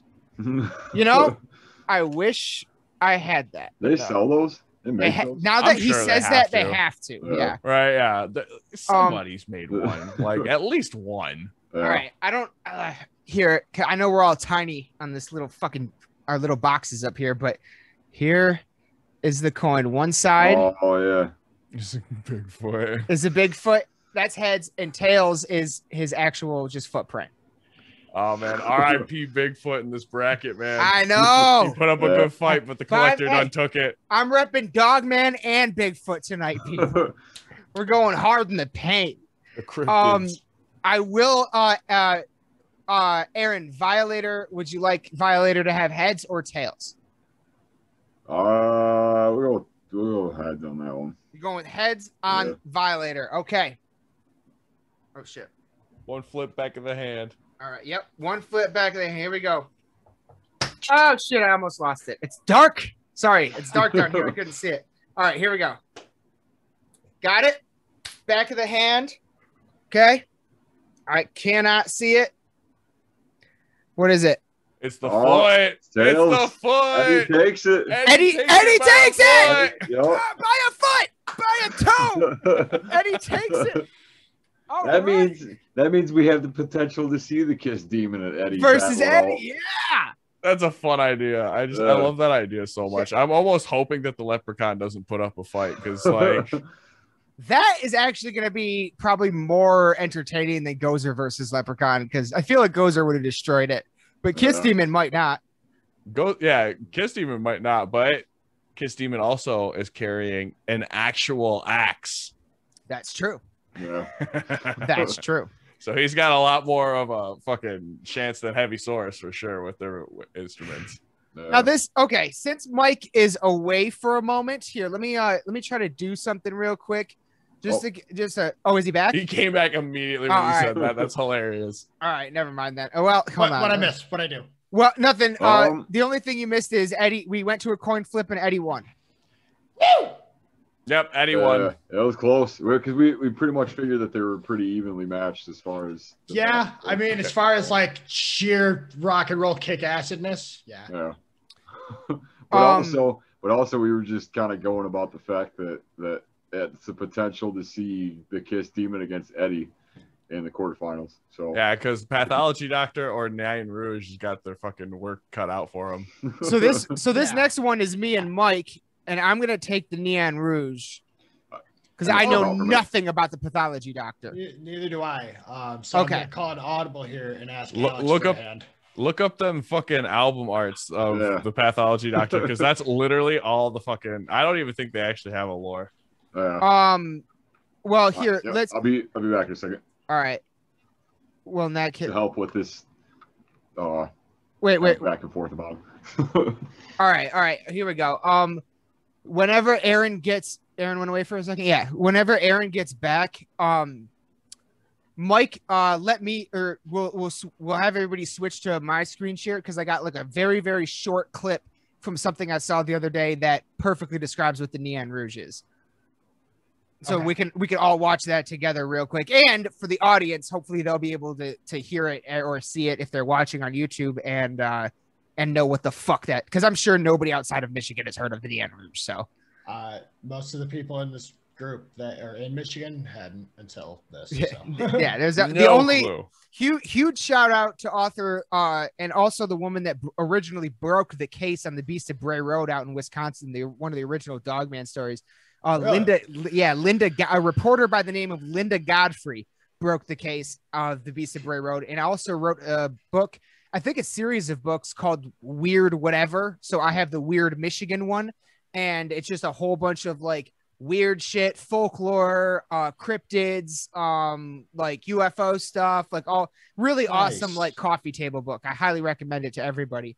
But in there is where I first learned of the Nane Rouge. And then there's actually one of my absolute all-time favorite podcasts of all time is called Lore.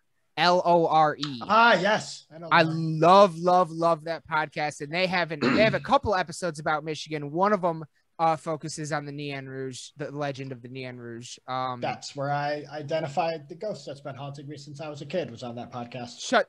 What the fuck do you mean by that?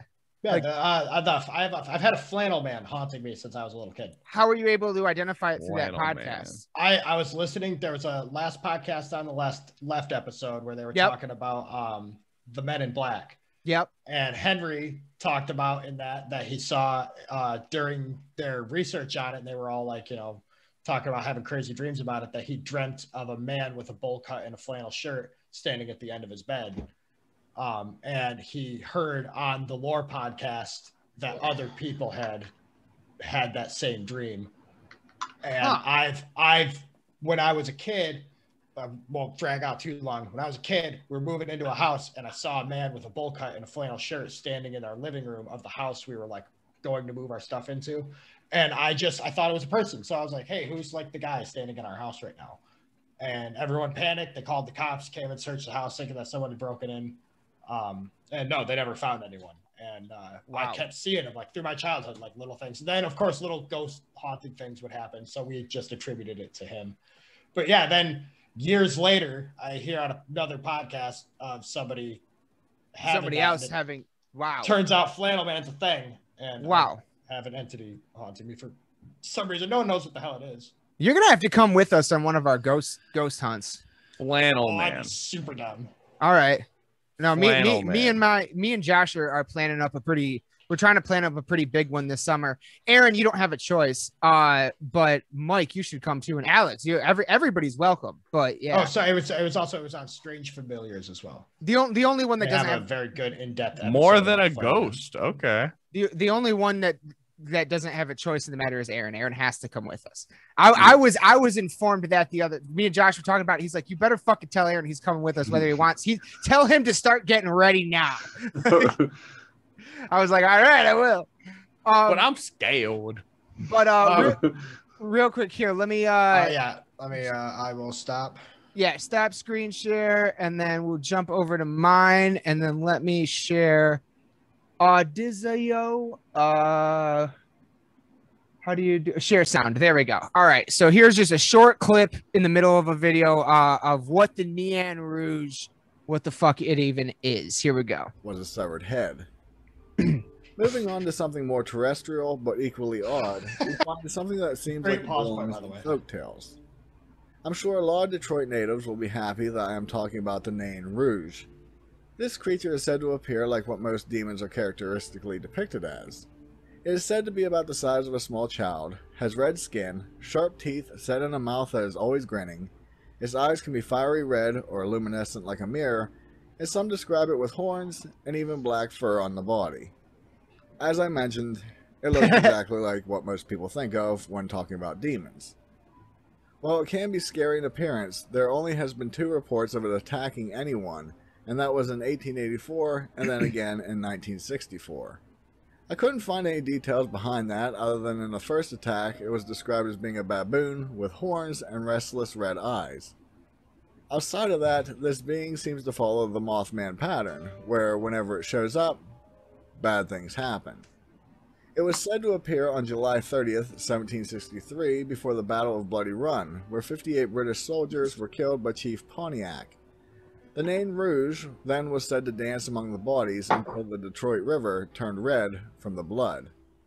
Then the creature appeared again just days before the Great Fire of 1805, which caused most of Detroit to be caught on fire. Holy shit. The result of the War of 1812 was attributed to this creature's appearance as well, since General William Hull mentioned being attacked by the demon from the fog. Not long after... Oh, there's an ad. Motherfucker! People are not asking the right question. I got premium Zoom, but not YouTube. You cheap ass. Oh no, why would you pay for YouTube? A creature of this description Like $9 a month. was just before the start of the Too much. 1967 Detroit riots. It then showed up again in 1976 before a massive snowstorm that hit the area. But you may ask, what history does this being have? According to experts, this creature emerged from a mix of French and Native American legends about a type of hobgoblin. The Native American lore sees it as the child of the stone god. The French version is based off the Norman stories of a being known as Luton, which looks like a gnome. Since 2011, a parade called Marche de Nane Rouge is held to symbolize chasing the entity out of town. However, other groups Every year that's held in the Detroit. creature isn't to be blamed for any of the bad events. The whole thing is How good do I not know about from what I this? can What the tell, is fuck? good for the community. I didn't either. Yeah, we gotta go. As usual, I couldn't include every cryptid that That's is so said to cool. roam about the state. But So yeah, shout out to Ben Miller's YouTube channel. He does these videos, cryptids by state. That was about 2.5 minutes of the Michigan episode. Really cool. Shit on this channel. I actually just discovered it recently. So Good on him. Those be stuff. yeah. So it's basically like a hobgoblin that's like a harbinger of doom. If you see it, like the Mothman, like you said, something bad might be about to happen. And it was Okay. supposedly seen before all these like major events that took place in and around the Detroit area. And I think I remember in the episode of the Lore podcast where they talked about it, like one of the first ever sightings of it or whatever was like somebody in. Oh shit! Actually, I think it was somebody important. Like it was like somebody related or like one of the Dodge or Chrysler brothers or something like that. Like saw it with his wife while they were walking home one night or something, and then like fucking like the next day something crazy happened. I can't exactly remember, but that was like one of the first reported sightings of it, and and people like with like last names like that are involved in the lore. You know what I mean? Like people with like, I'm pretty sure it was the Dodge brothers or something like that. Like, or maybe it was fucking, no, it was Cadillac. I think it was whatever the dude's, because that was somebody's last name. So whatever the fuck the dude's first name was, I think it was him that saw it or something like that. So basically a fucking hobgoblin. Who is it up against? The pathology doctor. Who the fuck is that? Basically, he is a reoccurring character on the album art of the slam band Pathology. He's gone through hell and back again. He's also been the size of a planet. He has been devoured by zombies. He has been a form into an amalgam of like different body parts and like this like weird Event Horizon-esque horror escape. I've never heard of this band. They're pretty gnarly. Yeah, it's I like their artwork and their logo. Yeah, it's kind of like inspired by the dude from Reanimator almost. Yeah, but I'm not sure. Okay, so okay. I think I see, because I got like one picture of a whole bunch of their albums up, and I do see a guy with like a doctor. Yeah. Okay. Yeah, he's like in a doctor's outfit. Yeah. Okay. Yeah. I'm seeing it. All right. Yeah, he's like reoccurring and like he's gone just through so many different forms at this point. My personal favorite. Let's see if I can find it. I like the one where he's a planet. So he's like an Eddie. Yeah. He's like their version of Eddie in a sense. Oh, this one he looks like he's the Thing from John Carpenter's The Thing, kind of. Yeah, That there's like cool. really crazy ones. Yeah, that one. I love that. Yeah. Let me see. Album is so sick. Oh, this one right here. Oh, okay. Yeah. The Time of Great Purification. Yeah. So, and he's good album. So what is he? Like Basically, he's like Eddie. Like, yeah. All right. An undisclosed amount of power fucking has gone through different transformations and like different. It seems like almost like different realities at this point, just because like of like how differently crazy they all can be. It's kind of the thing, because like this one, like there's different. I'm getting. What's up? Getting pop-ups. I think he's a little. Internet's getting. Yeah, you're a little choppy. Well, I was gonna say, like, there's different like iterations of it. There's like the much like Eddie, but can we assume that the pathology doctor, much like Eddie, would be like his normal size? No. Like, because with Eddie, we kind of framed it in the sense that he's kind of an everlasting being. He exists at different points all throughout time, but it's all one universe, one world, or whatever. Could we assume the same about him, or do we think the pathology doctor actually goes to different realities? Well, it's hard to say, because I mean, I guess speaking from a music, if that's what we're talking about, trying to like narrow it down, like, because they don't, to my knowledge, and Alex, you might be able to give a little more insight on this, but they don't believe so. They don't really write concept albums. They're not really concept type stuff. Well, I mean, Iron Maiden did in the later years, but yeah, I don't really think they had like a story in mind. I think it's just because like they did it a couple of times in a row, and they're like, oh no, wouldn't that be funny if he was just like always in it? It's like a reoccurring, mascot. Yeah, exactly. So I mean, well, and I don't know, does that leave it up to imagination, or like to us to kind of like fill in the blanks as far as like? Yes, I think it leaves it up to us to put the parameters on it, like we did with Eddie. Yeah. Because I think at the very least, unless, well, here, let's see if there's any kind of like wiki thing on this thing. I've honestly never looked. To be honest, I was kind of laughing that this made the list, because I was like, what is there to go off of on this other than the band is just sick? The name, God damn it! See like different pictures of the dude and be like, I don't know, maybe he's a badass. Hold on, because it's from the band Pathology, right? Yeah. We lost Mike temporarily. Yeah, I know. Yes, we did. Texting him back right now. It's funny to me if they were signed to Victory at one time.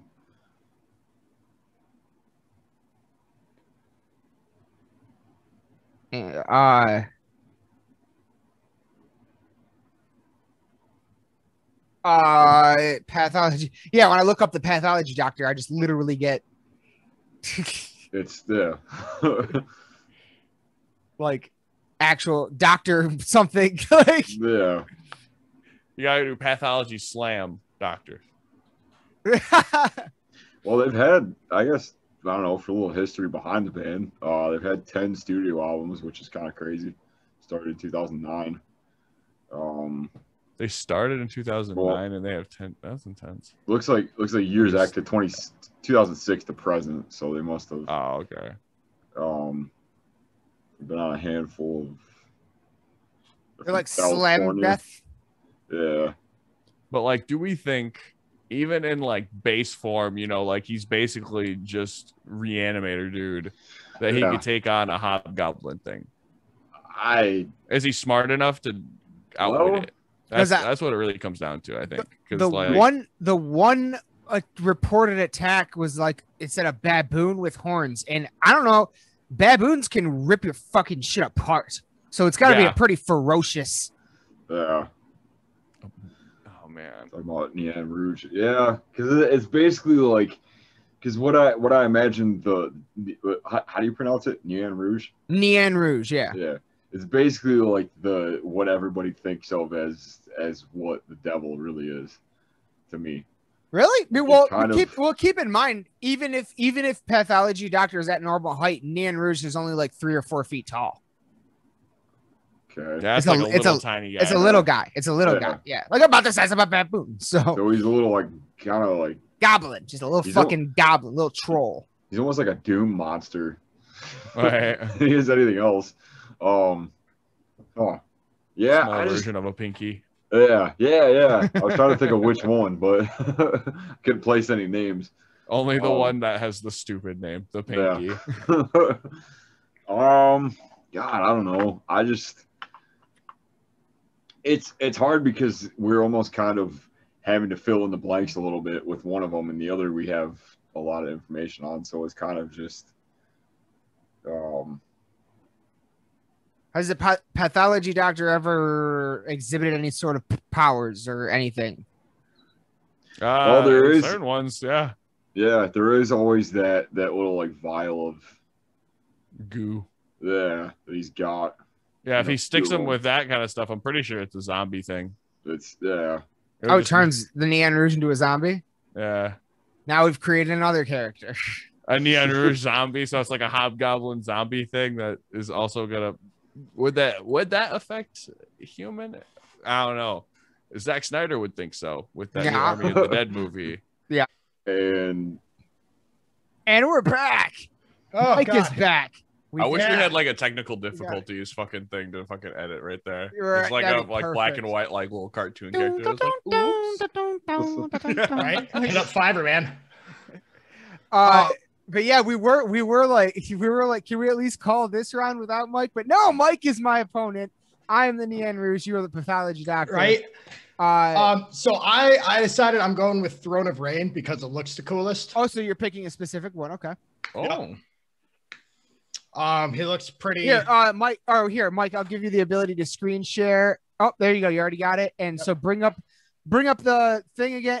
Obviously the list again. And let me see the. Yeah. Okay. There we go. That is the. It's not the most recent. The hell metal one. God damn, who does their artwork? They do a killer job. I think it's Tar Olafson, who's done. Oh my God, he would. Aborted and okay, God Creation, and that makes complete sense. He paints a mean fucking picture, man. I want to see him do a fucking comic book. That'd be fucking insane. Well, I'm gonna go off the track listing here for powers. Yo, that's smart, actually. All right, I didn't even think to do that.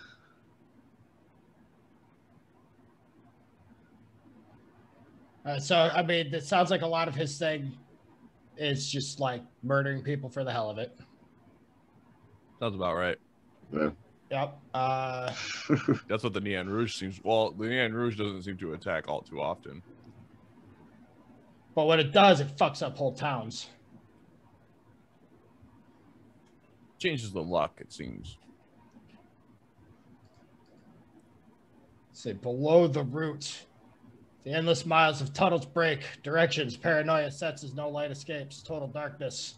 You're one, I'm not doing the song justice at all. Acapella.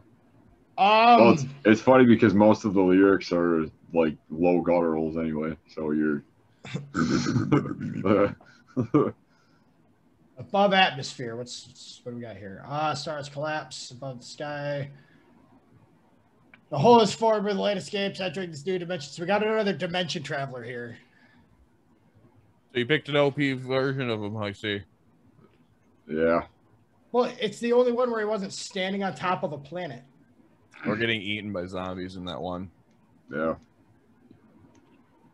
I don't know, man. I'm gonna say that this guy's got this little devil guy, like he's not taking it too seriously when he enters the playing field. This guy's ready to dissect it, if anything. He sees it as like, ooh, a specimen. I don't disagree. I kind of think that the pathology doctor might win this one a little bit. just because the Nane Rouge basically is if it wants to attack the pathology doctor, it's like a baboon. Yeah, I'll just attack viciously at once. But if the pathology doctor can get away from that or anything, then that's it. It's over. It's just gonna dissect. Yeah, I think this is kind of a gimme round. Yeah, I do too. A little bit. It's funny. The doctor is in. Oh, we're giving it to him? I think we're gonna give it to the pathology doctor. Yeah. Well, because I was gonna say just based off of the one that you chose, like there's the next one, which is like, it almost looks like he's kind of being overtaken by these like demons or whatever, and then the one that's after that is like almost like he's being pulled out of a grave and like resurrected by something. So maybe that's like kind of like immortality kind of stuff, you know, like. Well, I'm gonna say this right now: the album I picked, Throne of Rain here. Yeah. The song "Preparing for Blood" is an ode to Crumb. A line is formed preparing for food. Battle cries can be heard over mountains. Formations incoming, following the sword. We call upon Crumb for his steel. So, Pathology Doctor fights for the same god as Conan the fucking Barbarian. Yeah. That's sick. Fair enough. All right. So Pathology Doctor takes this one. Nane Rouge is out. Mike advances. I think. Thank God. I think Mike. I think you're going up. I think it'll be against Alex in this round, if I'm not mistaken. We got. Oh no, it's Ozzy Mendes. Ozzy Mendes and Pinhead. This is the title card fight of the night. The rest of the ones are cool and all, but this is the one that I've been waiting for. Who you taking, Mike? I'm taking Pinhead, dude. I know Pinhead inside and out, literally. Real quick though. Round 2 is looking pretty interesting so far. Really? Leprechaun versus Kiss Demon, Pathology Doctor versus Eddie. Yeah. It gets heavy metal real quick. Yeah. And then potentially we'll have maybe we'll have even more heavy metal at the end of this episode too. For the record, I don't know if either of Skunk Ape or Mothman could take either Ozzy Mendes or Pinhead, but fight! Who do you got, Mike? Oh, you're taking Pinhead. So Alex has Ozzy Mendes. Ozzy Mendes, the fucking maniacal bastard that brought the world together in one giant act of horrible, horrible violence against the world. Yep. Yeah. So to be clear then, are you going comics or movie? I don't like the movie version, so I guess I'm going to go with the comic version. Well, the TV show is like later down the line. He's older. And he's the same one as the comic version. Yeah. Yeah, because they actually do reference the squid in the show. Yeah. Showing that it could fucking be filmed. Yeah. But Zack Snyder thought it was goofy. It is goofy. I mean, it's cool that we saw the aftermath, but if we watched an entire movie that built up to, I'm not going to get it. We could do an entire episode on my feelings about the watch, but I fucking love that movie. Honestly, when it comes to Ozzy Mendes versus Pinhead, I'm thinking, does Ozzy have the fucking lament configuration on him? Does he have to find it to battle Pinhead? Or does in order to summon Pinhead, he would have to open the lament configuration. So he already has possession of it. Yes. And where are we fighting? That horrible fucking room, because this isn't going to be, and Pinhead knows it. I think Ozzy knows it deep down. This ain't about to be a knockdown, drag out fight. No, it's about to be them talking to each other about what it means to feel human. Because Ozymandias is already expressed doubts about his connection to humanity and how he identifies more with Dr. Manhattan. And even if that is just his narcissism, again, I could go deep on this. Yeah, I mean, he does have a lot of like deep philosophical thought on like what it means to just like be alive and like what would it mean to benefit life in general. And I feel like Pinhead definitely has those kind of thoughts because he thinks that everything Pinhead is supposed to be the way Hellbound Heart, which I've espoused on this podcast multiple times. The way it deals with it is that Pinhead is the logical conclusion to those seeking pleasure in life, like seeking nothing but pleasure and forsaking everything. That in order to truly experience pleasure, you have to know the true depth of pain that you can't experience, because after that, everything feels like an orgasm. But I almost feel like Ozzy Mendes wants to be past that kind of stuff too. So in order to get past it, Pinhead's going to hold out his hand and be like, I'll show you the other side. I could show you. Come. What's Ozymandias' real name? Vance. Adrian. Adrian Veidt. Yeah. Come, Adrian. We have such sights to show you. It all comes down to when Ozymandias stretch his hand back out. Does this include the Cenobites, or is that a separate? I almost think he's smart enough to close the Lament configuration and be like, I don't know about all that. And that's kind of what I'm hung up on, because he's, you know, genius level intellect. So he's the smartest man in the world. Yeah, smartest man in the world, but like that's like a list of powers. The character Ozymandias is constantly questioning what it is to be human. After he's a genius superhero billionaire that saves the world as a superhero and then starts to save it commercially, his only thing he could do to save the world from itself is causing all that pain and destruction. And again, like his narcissism of I don't feel anything for humanity, just for like I understand how Dr. Manhattan feels disconnected from this. I think he's going to see it, if only for a flicker of a second. I don't know. I think he might actually see it as like an opportunity, but at the same time, he would think if he doesn't come back from it, then like I almost feel like he would feel a sense of burden of like leaving it behind, because he feels almost like I am the savior. But that's also just me making shit up off the top of my head here. Well, that's so well because I trust me. As soon as these two got, because I think we mentioned in the list like, oh, wouldn't it be crazy if they got put together, and then the algorithm allowed it to happen. Totally fair. I swear to God. Randomizers, man. Randomizers, and it just spoke to us. I think it's going to. It's not a conversation that we would be able to have here because one, neither of us is like properly versed in super genius intellect or the sexual pleasures of hell, to be able to make those kind of judgment calls. As much as we say that we are, like, we're not the level of expert that these guys are. Yeah, I don't think I've ever actually thought about piercing myself with something. You haven't watched Hellraiser enough, then. No, I'm kidding. I'm not into that. But just go through the muscle. Well, where is this taking place at? Where are we? In the room. Talking? The room. For yeah, the first, like the first Hellraiser. Like Ozzy Mendes, like fucking open the wood blocks spinning around, chains dangling and shit. Yeah, first movie shit. And like there might be a half a second of physical combat where Ozymandias is standing in the room and the chain comes out to go stick into him, and he just like grabs it. Like, what is this? You think that you've achieved the height of pleasure? I can't do a Pinhead voice up.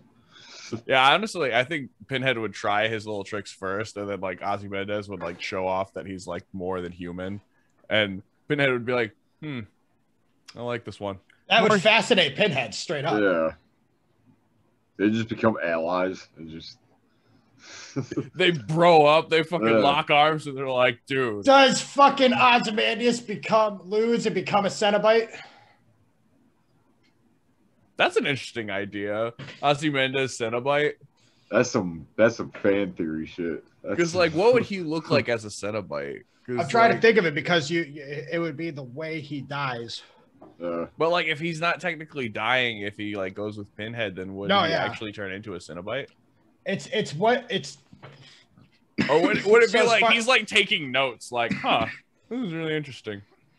From what I understand with Cenobites, it's the level they reached where they could feel no greater pain. It's when you become a Cenobite. So it would have to be something kind of close to him. So like, they have to torture him for a while. So like Chatterer with his skin all peeled back and his teeth, like his teeth aren't chattering because it's scary. His teeth are chattering because the nerves are set on end and he can't stop shaking. Butterball is gluttony, and Lady Pinhead, I forget her name. She's got all the fucking metal parts going through all of her internal organs, so anytime she speaks or moves, it stabs her in the kidney and shit. Oh God. So yeah, it would come down, I guess, how far would Ozymandias go? I think he's crazy, but I don't think he's crazy enough to like try to delve that far. Because like I feel like he's got a very big sense of like his own ego is like he doesn't care for humanity, but he also feels like he has to. Like he feels a sense of responsibility despite the fact that he doesn't feel for them. So like I don't think that he would go as deep as to like be like, oh yeah, I want to be a Cenobite. I feel like he'd be like, this seems like something that this is very selective. Like you gotta find this fucking puzzle box and open it, and then like but then you get to torture people. Yeah. You have to seek out the pleasure, and then like he'd be like, but do I want it actually? Because like he would have to talk to like Pinhead about it and be like, what do you feel about like the ends of like this like pleasure verse? Like, well, well, that's the thing is is like the whole thing with Hellbound Heart and the whole Hellraiser series is you feel such exquisite, horrible pain that I think that's a legit line of his, that anything like your exposed nerves to the skin, like, you know, Chatter's got all that exposed muscle and stuff. And the amount of pain he's in, a soft breeze across that muscle is like 1,000 orgasms. Like you've experienced such pain, everything else is pure pleasure. And then, as fetishists do, you have to go push that fetish on everyone you meet. I'm gonna just mention it for you guys. I just have this, you know, it's gonna be brought up a couple of times. I gotta make some references, jokes about it. It's a major part of my personality, but I can only get off when there's a hook sticking out of my back. Oh God, we thought you were gonna say like. Well, so you're like getting spit on or something. That's some like, yeah, that's some basic Disney stuff. That's some Disney stuff. Well, I guess like in the some scale Disney of what we're talking bondage. about. Yeah, true. Yeah, compared to Pinhead stuff, yeah, that's like Disney. You know, if there ever was such a thing, I guess. But yeah, like Boy Meets World over here. What are we? So I guess like how are we calling this? Are we? I think honestly, I'm gonna say, when it comes down to it, Alex, you bring up a good point. He's gonna consider it, but then he's gonna go, nah, and he's just gonna close. Put the box back together. Yeah, and then he's gonna be like, well, now I also have like this to give to somebody if I ever feel like they're fucking with me. So Ozymandias is still in possession of the lament configuration moves on. Yeah. I think that's the thing. He fucking closes the lament configuration and he puts it in his fucking pocket and he's like, so going with that he's now in possession of Pinhead. Yeah. Because the way that's what happens to Kirsty. She closes the box. Now anytime the box is opened again, Ozymandias has to bring him a victim. Yeah. Okay. So whoever wins Skunk Ape versus Mothman, they're gonna be up against some shit. Oh shit. That's all right. Just do W/LC.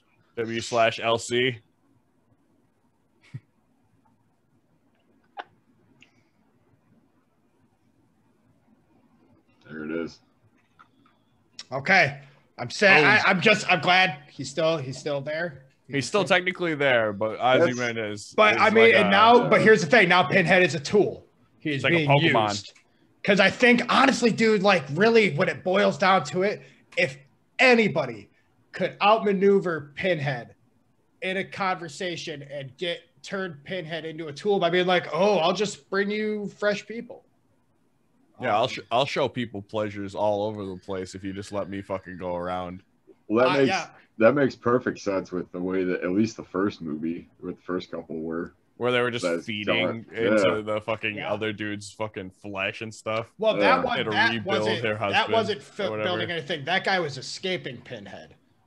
That's right. Yeah. And she was killing people so he could feed on their flesh to rebuild his own body and escape from Pinhead. And then Pinhead came and took him back. But still, as far as with the lore of it and stuff. All right. Alex, you gotta stop being convincing, dude. Hey, I got some good points. That's all I'm saying. And like I said, that's one that we've been talking about since this bracket was built. So I'm glad that we got to that. Now let's figure out what Ozzy Mendes is about to do against Mothman. Yeah, who's up against Alex here? I guess it would be Aaron, right? I think so. Yeah. So, Alex, who do you choose? Choose your fighter. I want to go with Mothman because it's just a way cooler sounding monster, honestly. But like, I also am the one that put Skunk Ape in the running, and I'm surprised that it even made it because I kind of put it as a joke after us watching Swamp Ape because that movie was terrifying, only because of one prosthetic that they used for about 10 minutes. Oh man, 10 minutes, and the thing is, 10 minutes is like 20% of the runtime. Yep. Yeah. And it feels like it too. It does. But so Alex is taking Mothman? Well, I don't know. Wait, Aaron, you want to take Mothman? I'll take Skunk Ape because I do feel responsible for him now that I say it. All right, that's fair. Yeah, I'll go Mothman. All right. So Skunk Ape is your basic Bigfoots, basically. Like maybe a little bit smaller and stinks to high heaven. Like you can smell that motherfucker coming. But he's also very combative, very willing to destroy whatever is in his territory, and is also a very, very horny individual as displayed in the Swamp Ape movie. Yeah, so he comes out to mate every year, and during a blood moon. During the blood moon. It always has to be a blood moon or something. Because it sounded cool. And they made like this little like blow up penis thing that looks like a dog dick that stuck onto a Bigfoot costume. It was an interesting movie. I definitely if you get a chance, it's on YouTube. Swamp Ape. It's free. Go ahead and watch it. Please watch it. It's literally on YouTube. I think we started watching it and might have stopped it after. I don't know, maybe we were just watching the previews of it, but I remember seeing parts of it and being like, I want to say we watched it all. We watched it. All five of us watched it at band practice. That was okay. That wasn't what I was thinking of then. Yeah. Back when it was on Amazon. Yeah. But yeah, so Skunk Ape is a very complex Sasquatch, basically. But that's just one person's interpretation of the Skunk Ape. Well, so up against Mothman, who is a Michigan native, I suppose. What? Is it really? That's what it says. Or no, I'm sorry, Point Pleasant, West Virginia. So yeah. I was thinking Mount Pleasant. Yeah. Okay, my bad. Well, that's where he was cited. Yeah. So that's where the folklore comes from, the West Virginia. He is let me see.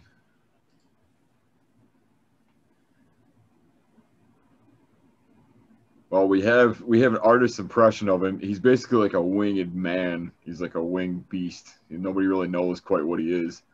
They described the one sighting of it. Told police they saw a large gray creature whose eyes glowed red with the car's headlights picked up. When the car's they described it a large flying man with 10-foot wings following the car as they were driving. This is the terrifying impression of said beast. Not really much to go off there. Yeah, so we know that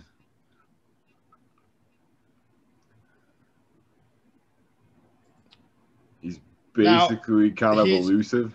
It looks like okay. So Mothman, I mean, there's a whole bunch of different like spots you can go with this. So yeah, I guess I'm rumored to possibly be a time traveler from a far-flung future that came back to mess with the people of Virginia for fun because they're a bunch of rubes, and he'd go back and be like, a bunch of people are gonna die on a train, and they'd be like, what? That's crazy. And then a train crash would happen. They'd be like, oh, holy shit.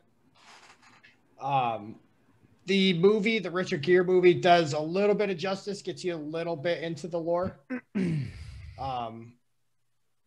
But not, I'm sorry, distracted. I tried to get a picture of Swamp Ape with his dick out, and just the scene ended up going. And anyways, got distracted. Sorry. Either that or some sort of interdimensional being that's just like a trickster.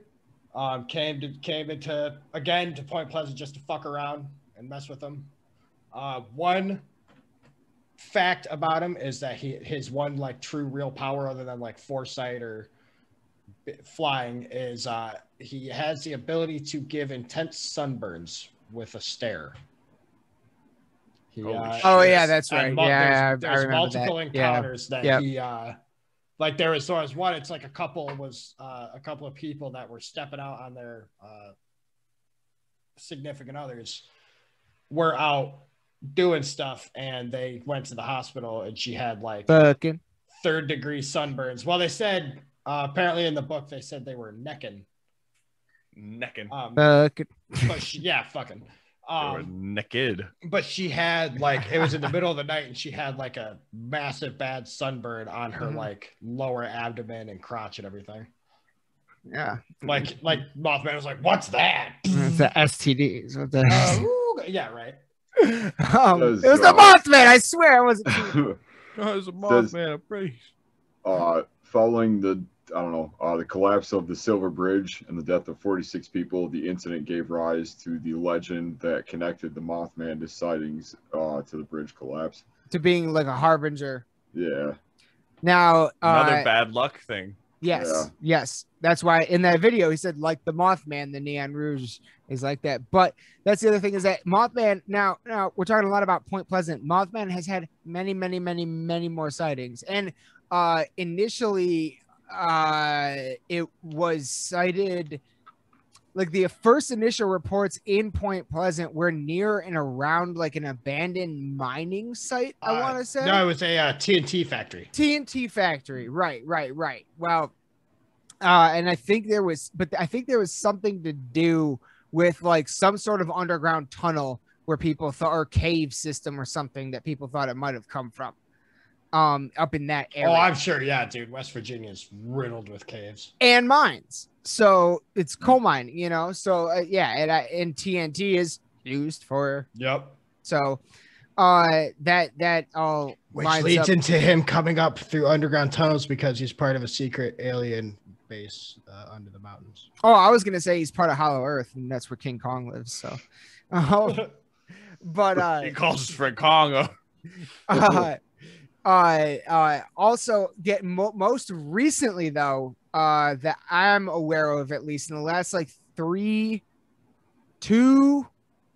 years, there has been a slew of sightings of the Mothman in Chicago, and I literally just now sitting here thinking about it, like there was a slew of sightings, and then the pandemic happened, and then the riots happened. So it's like, fuck. What was that? I wholeheartedly stick by Mothman is time travelers. Really? See, I've never heard that theory. I've never. No. So they're like millions of years evolved beings past like humans, like super evolved past that, and you come back to like fuck around. So like if there's Mothman sightings, it wasn't that Mothman caused it. It was that Mothman was back here like, this shit's about to go down. Okay, well then let's get scientific real quick. Somebody look up for me. What I know there's a chart for this. What would a 6 foot tall human, what would their wingspan be required to be to fly? I will find it. Give me 2 seconds. Full explanation.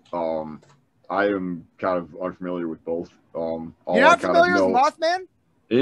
I guess like in a very basic sense, I know of it, but as far as trying to explain the actual, like pinning him up against Skunk Ape, for example.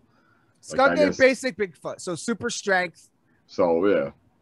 Mothman can fly. It's basically Mothman with wings, or Bigfoot with wings. Okay. So I guess in that. Put up against, which actually does exist, but it's called the Bat Squatch. Is that not a Batman character? No, that's Batman a real has also thing. had a slew of animals as real his thing. Bat family. Okay, Right. so it turns out this answer to your question is a lot more involved. Ah, shit. So is it to achieve flight from standing? Yes. Okay, the wings would have to be about the span of a football field. So we're talking about it somebody can't that's, actually fly. that's also Okay. very tall as well. Okay, and we know the Mothman, but okay. Now, hang on though. What if the Mothman's body is way lighter than an average 6-foot human Well, body? that's why I'm saying it. I mean, we're talking about Hollow bone physics. shit. Physics. Yeah. We pitiful flesh bags of 2021 understand physics. We're talking about a being that evolved past this meat case. I can't think of any other derogatory terms for the human body. But you're Blood the sack. only one that's bringing up this whole time traveler thing. I'm just trying to get the physics That's down. true. If it were a futuristic thing that we evolve into, but what would be the point of us evolving to have wings too? That's the other part. Maybe Who says it's wings? Well, he's using it to fly. You want to get in? You want to get into the human mind, man? Oh boy. We can't comprehend what we see, so we try to fill in the blanks like our brain does when we see someone around, something like move around a corner and you swear it was a person. Your brain tries to fill in gaps with like existing information for shit it can't quantify. So seeing some creature just like, because one of the first sightings is that chick that was driving down the road coming home from church, and the Mothman chased her down the road. Yes. And she said that it was like a man with wings, just like not like flying like straight at her like a bird would, but like standing like T-posing basically and like flying at her on the highway. Right. So what if it's not? What if it can fly, but And it's look at not all wings? the drawings of Mothman. They're not like detailed.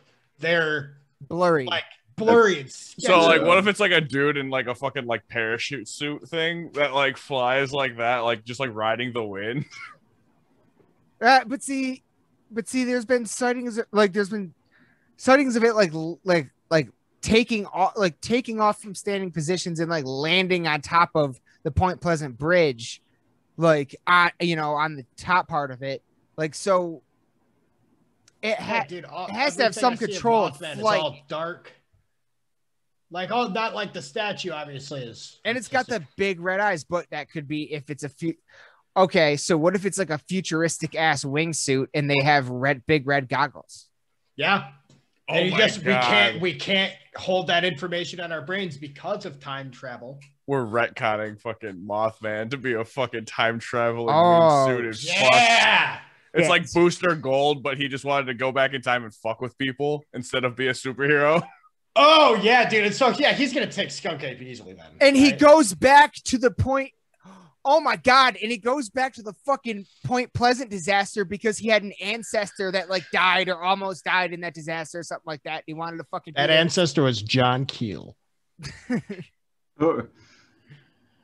Okay. So Mothman might be a human. Mothman is gonna be his superhero. Yeah. There actually is a superhero called Mothman, but yeah. Well, there's also the villain killer. Oh my Moth. God, dude! No, Mothman was the fucking Watchman.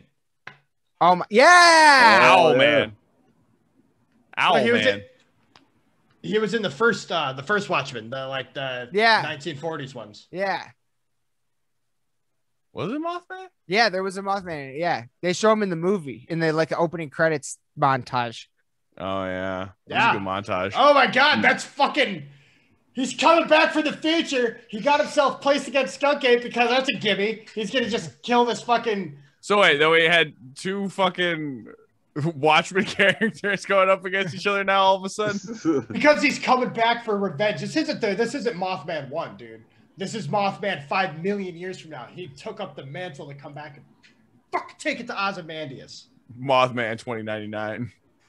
Mothman 5 million 2099. So basically what we're saying is Not the thing that we were not Skunk Ape. originally. Yeah, anybody but Skunk Ape at this point. All right. I could rest on that as well. Yeah, if it is in fact this made up version of Mothman that we just concocted, I suppose I will have to allow it to let Skunk Ape lose. But if it was normal Mothman with 10-foot wings that wasn't able to fly, oh man, he'd rip those fucking wings off and beat him with them. I'm trying to do this again and have it not crash my computer. If it was this Mothman, oh god, that's so intense. Yeah, all the other ones I'm seeing are like,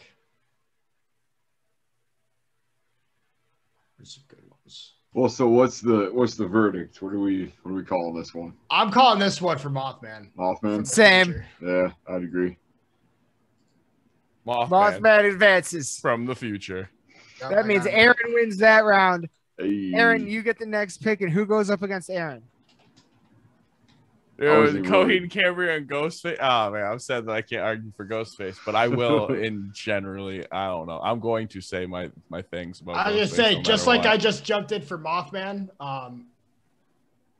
If someone wanted to take, because were you for Mothman, Alex, or were you Skunk Ape? No, I was Skunk Ape because I felt responsible for him. They say you can take Ghostface since I basically just took Mothman. Well, who do you take? I'm Aaron? still gonna take Ghostface on the fucking arguing side, no matter what. Man, I don't even really know how to explain the Coheed and Cambria. Yeah. Gotta pull up a quick breakdown. Because like, do they even have superpowers? Because I don't know who's supposed to go up against Aaron here, but if it's me, I don't know shit about either of these fuckers. So Alex, if you wanted to, they have psychic abilities. If he picks Coheed and you want Ghostface, you can have it.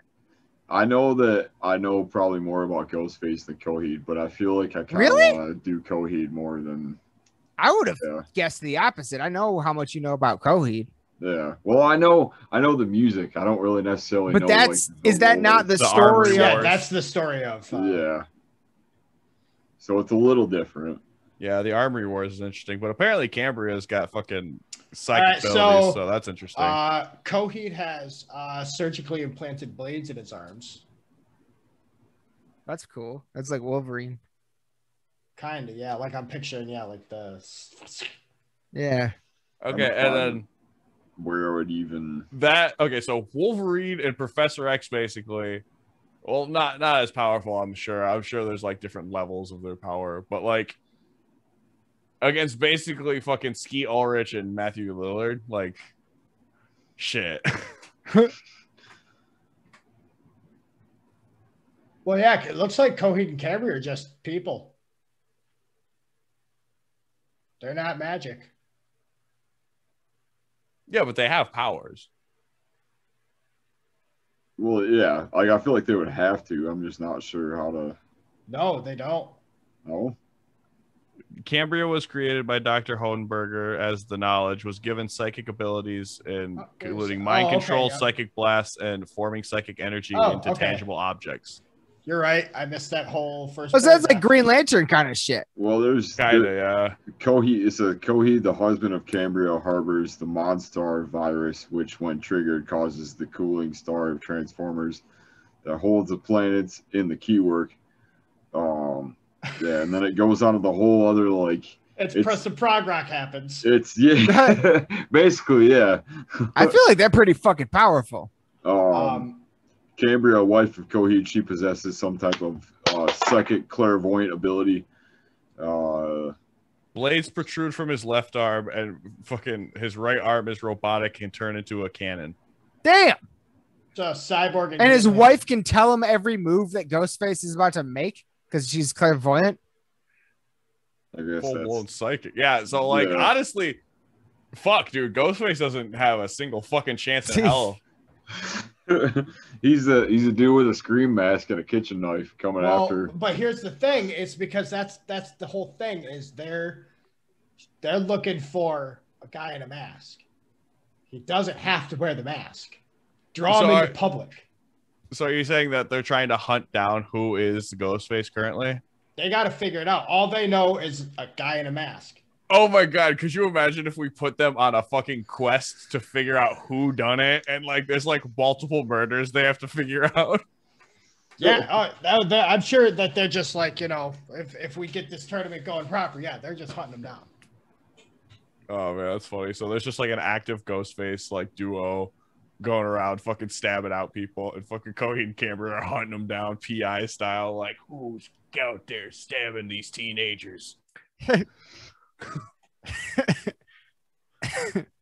want that comic. Yeah.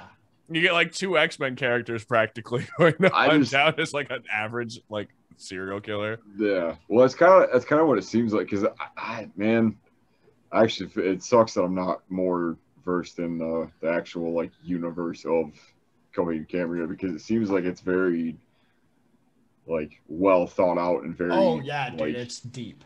Like super, yeah. So who do you pick, Aaron? I mean, I guess I'm more partial to Coheed than I am Ghostface. All right. But, so it's Coheed. Which is what I was going for to begin with. But Coheed versus Ghostface, Alex versus Aaron. But I almost feel like we've already concluded Coheed wins this. Yeah, I'm thinking that like unless there is a way that Ghostface can trick at least one of Coheed and Cambria, like get like Cambria away from Coheed so that like maybe there's that's their whole. I don't know if there is a range to the fucking psychic abilities though. That's the thing. So I don't know if they can just like talk to each other like mentally like. Well, I think all right. So here's what I picture happening. Right, they think it's gonna go all fucking dandy, or they're tracking one person and they're like, oh, I found the Ghostface. Yeah, her clairvoyance. She sees the guy in the Ghostface mask stabbing her.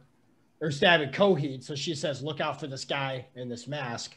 And then our guy in the mask comes up to go stab him, and Coheed's like, "Hi, I knew you'd be here." And he stops him, but then Matthew Lillard, fucking, knife in the back of the fucking head to Coheed.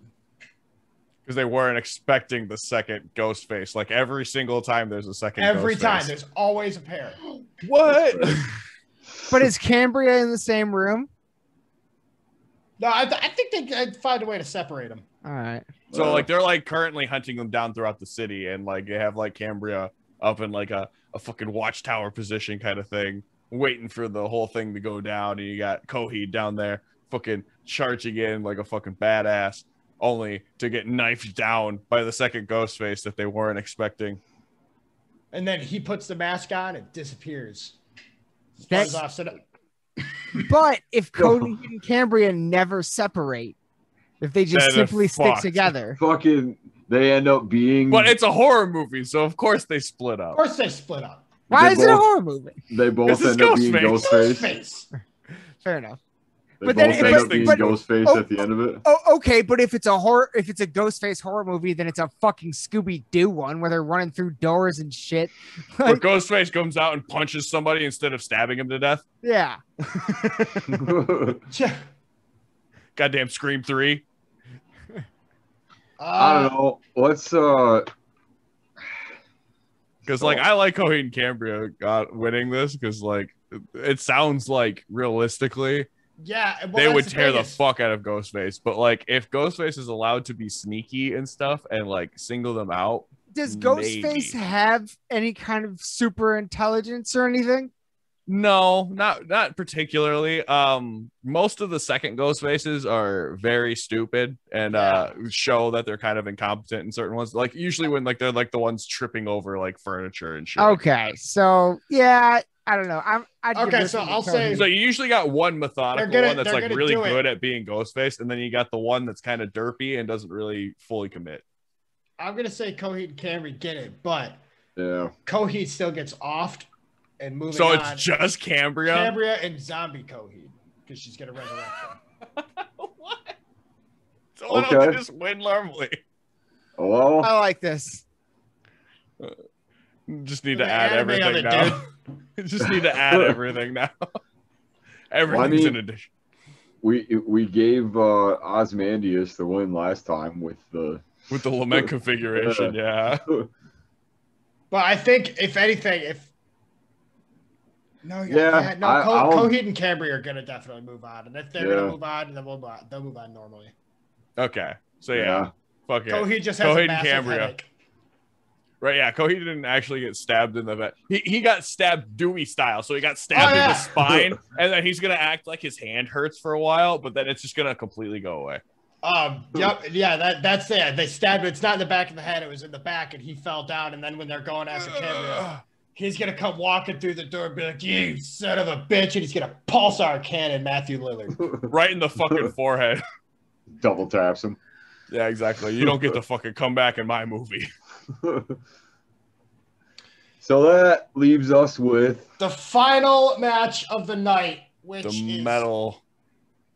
Yeah, dude. Arguably, the cheap beer is flowing. The motorcycles are fucking revving. Smell of PBR and vomit in the air. Oh god, there's just and that smell. You remember the smell of mids at a concert? Yeah. Yeah, that just a puff of smoke comes up from the audience before it comes up on the stage. Yep. It is. Do it. So who's up? Aaron, did you win the last one? Yep. So who do you choose? He was Coheed. He doesn't even know. Odorous Urungus against Vic Rattlehead. I'm gonna go ahead and go with Odorous, man. Well, fuck. Everybody wants Odorous, of course. I feel like he's kind of Who? I don't know. What would Vic Rattlehead even do to Odorous? Yeah, I'm not gonna lie. I don't know if I'm going against you or not, but if I am, I concede. Like there's no Odorous, I think takes this whole fucking thing. So like I mean, let's look up Odorous stats. All right, everybody, let's look up some Odorous stats. He's an intergalactic criminal that was so fucking hardcore that him and the rest of Gwar decided to just travel the galaxy together. Yep. Fuck yeah. He is 50 He's an intergalactic barbarian that is 50 billion years old. When Odorous was born, he was promptly given a sword and thrust into an arena with rape-hungry attackers. He was ordered to kill them or die. Fuck yeah. Oh shit.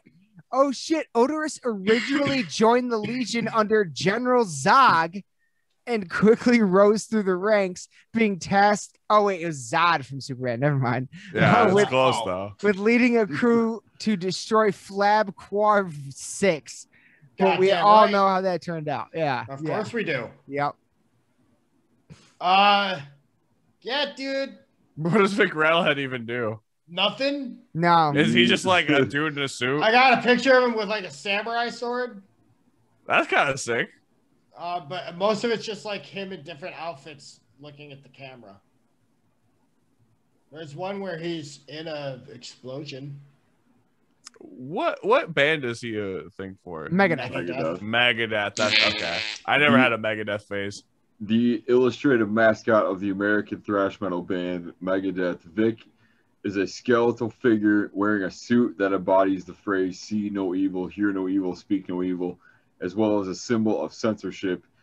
His eyes are covered by riveted on visor. His mouth is clamped shut, and his ears are closed with metal caps. Yep, Odorous wins. Oh my god, dude! So it's like he just kind of. He goes up and he tries to censor Odorous, and Odorous is like, no. It's a symbol. It's a symbol for anti-censorship, but like it's basically just a symbol versus an intergalactic 50 billion-year-old barbarian. Yeah, the skeleton. Oh my god, them going up against him. Yeah, no, of course he's just done, dude. Even with that sweet katana, just kind of stumbles into it. Yeah, he can stand there all he wants, and it's gonna be like oh god, what was the movie where like the barbarian guy comes out, he's all like, "Rah!" and then the big door falls and crushes him, and the even bigger guy falls out. Oh, they have a list of powers for him. Okay, let's hear it.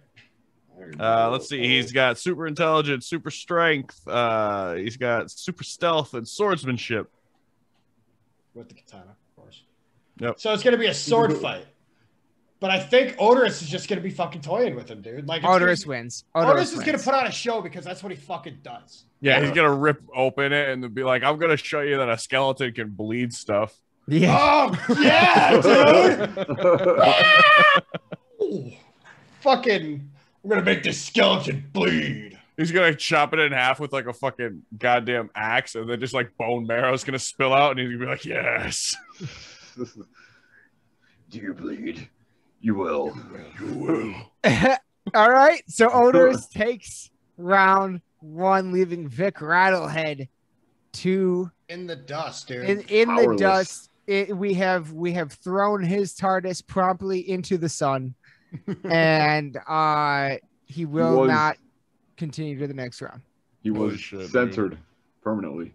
Yep. Okay, so this next round, I'm actually really no. This will be. Oh my god. Let's take a look at round 1, part 3. A preview. Oh no, this is round 2. This is moving on officially round 2. Oh, we're just doing the top first and then the bottom. So don't we have the Isn't there two other parts? No. Oh shit! I thought there was. Oh fuck! My bad. All right, so we're officially. So which side are we doing first? We can do part 2 or round. Yep, I think we're gonna do round 2, part 1 over here. Back over here. All right. Ooh. There's a couple gimmies. Yeah, I feel like the first round is definitely already won, unless we somehow give Michael Myers a slew of adamantium weapons. I don't see this going down very well for him.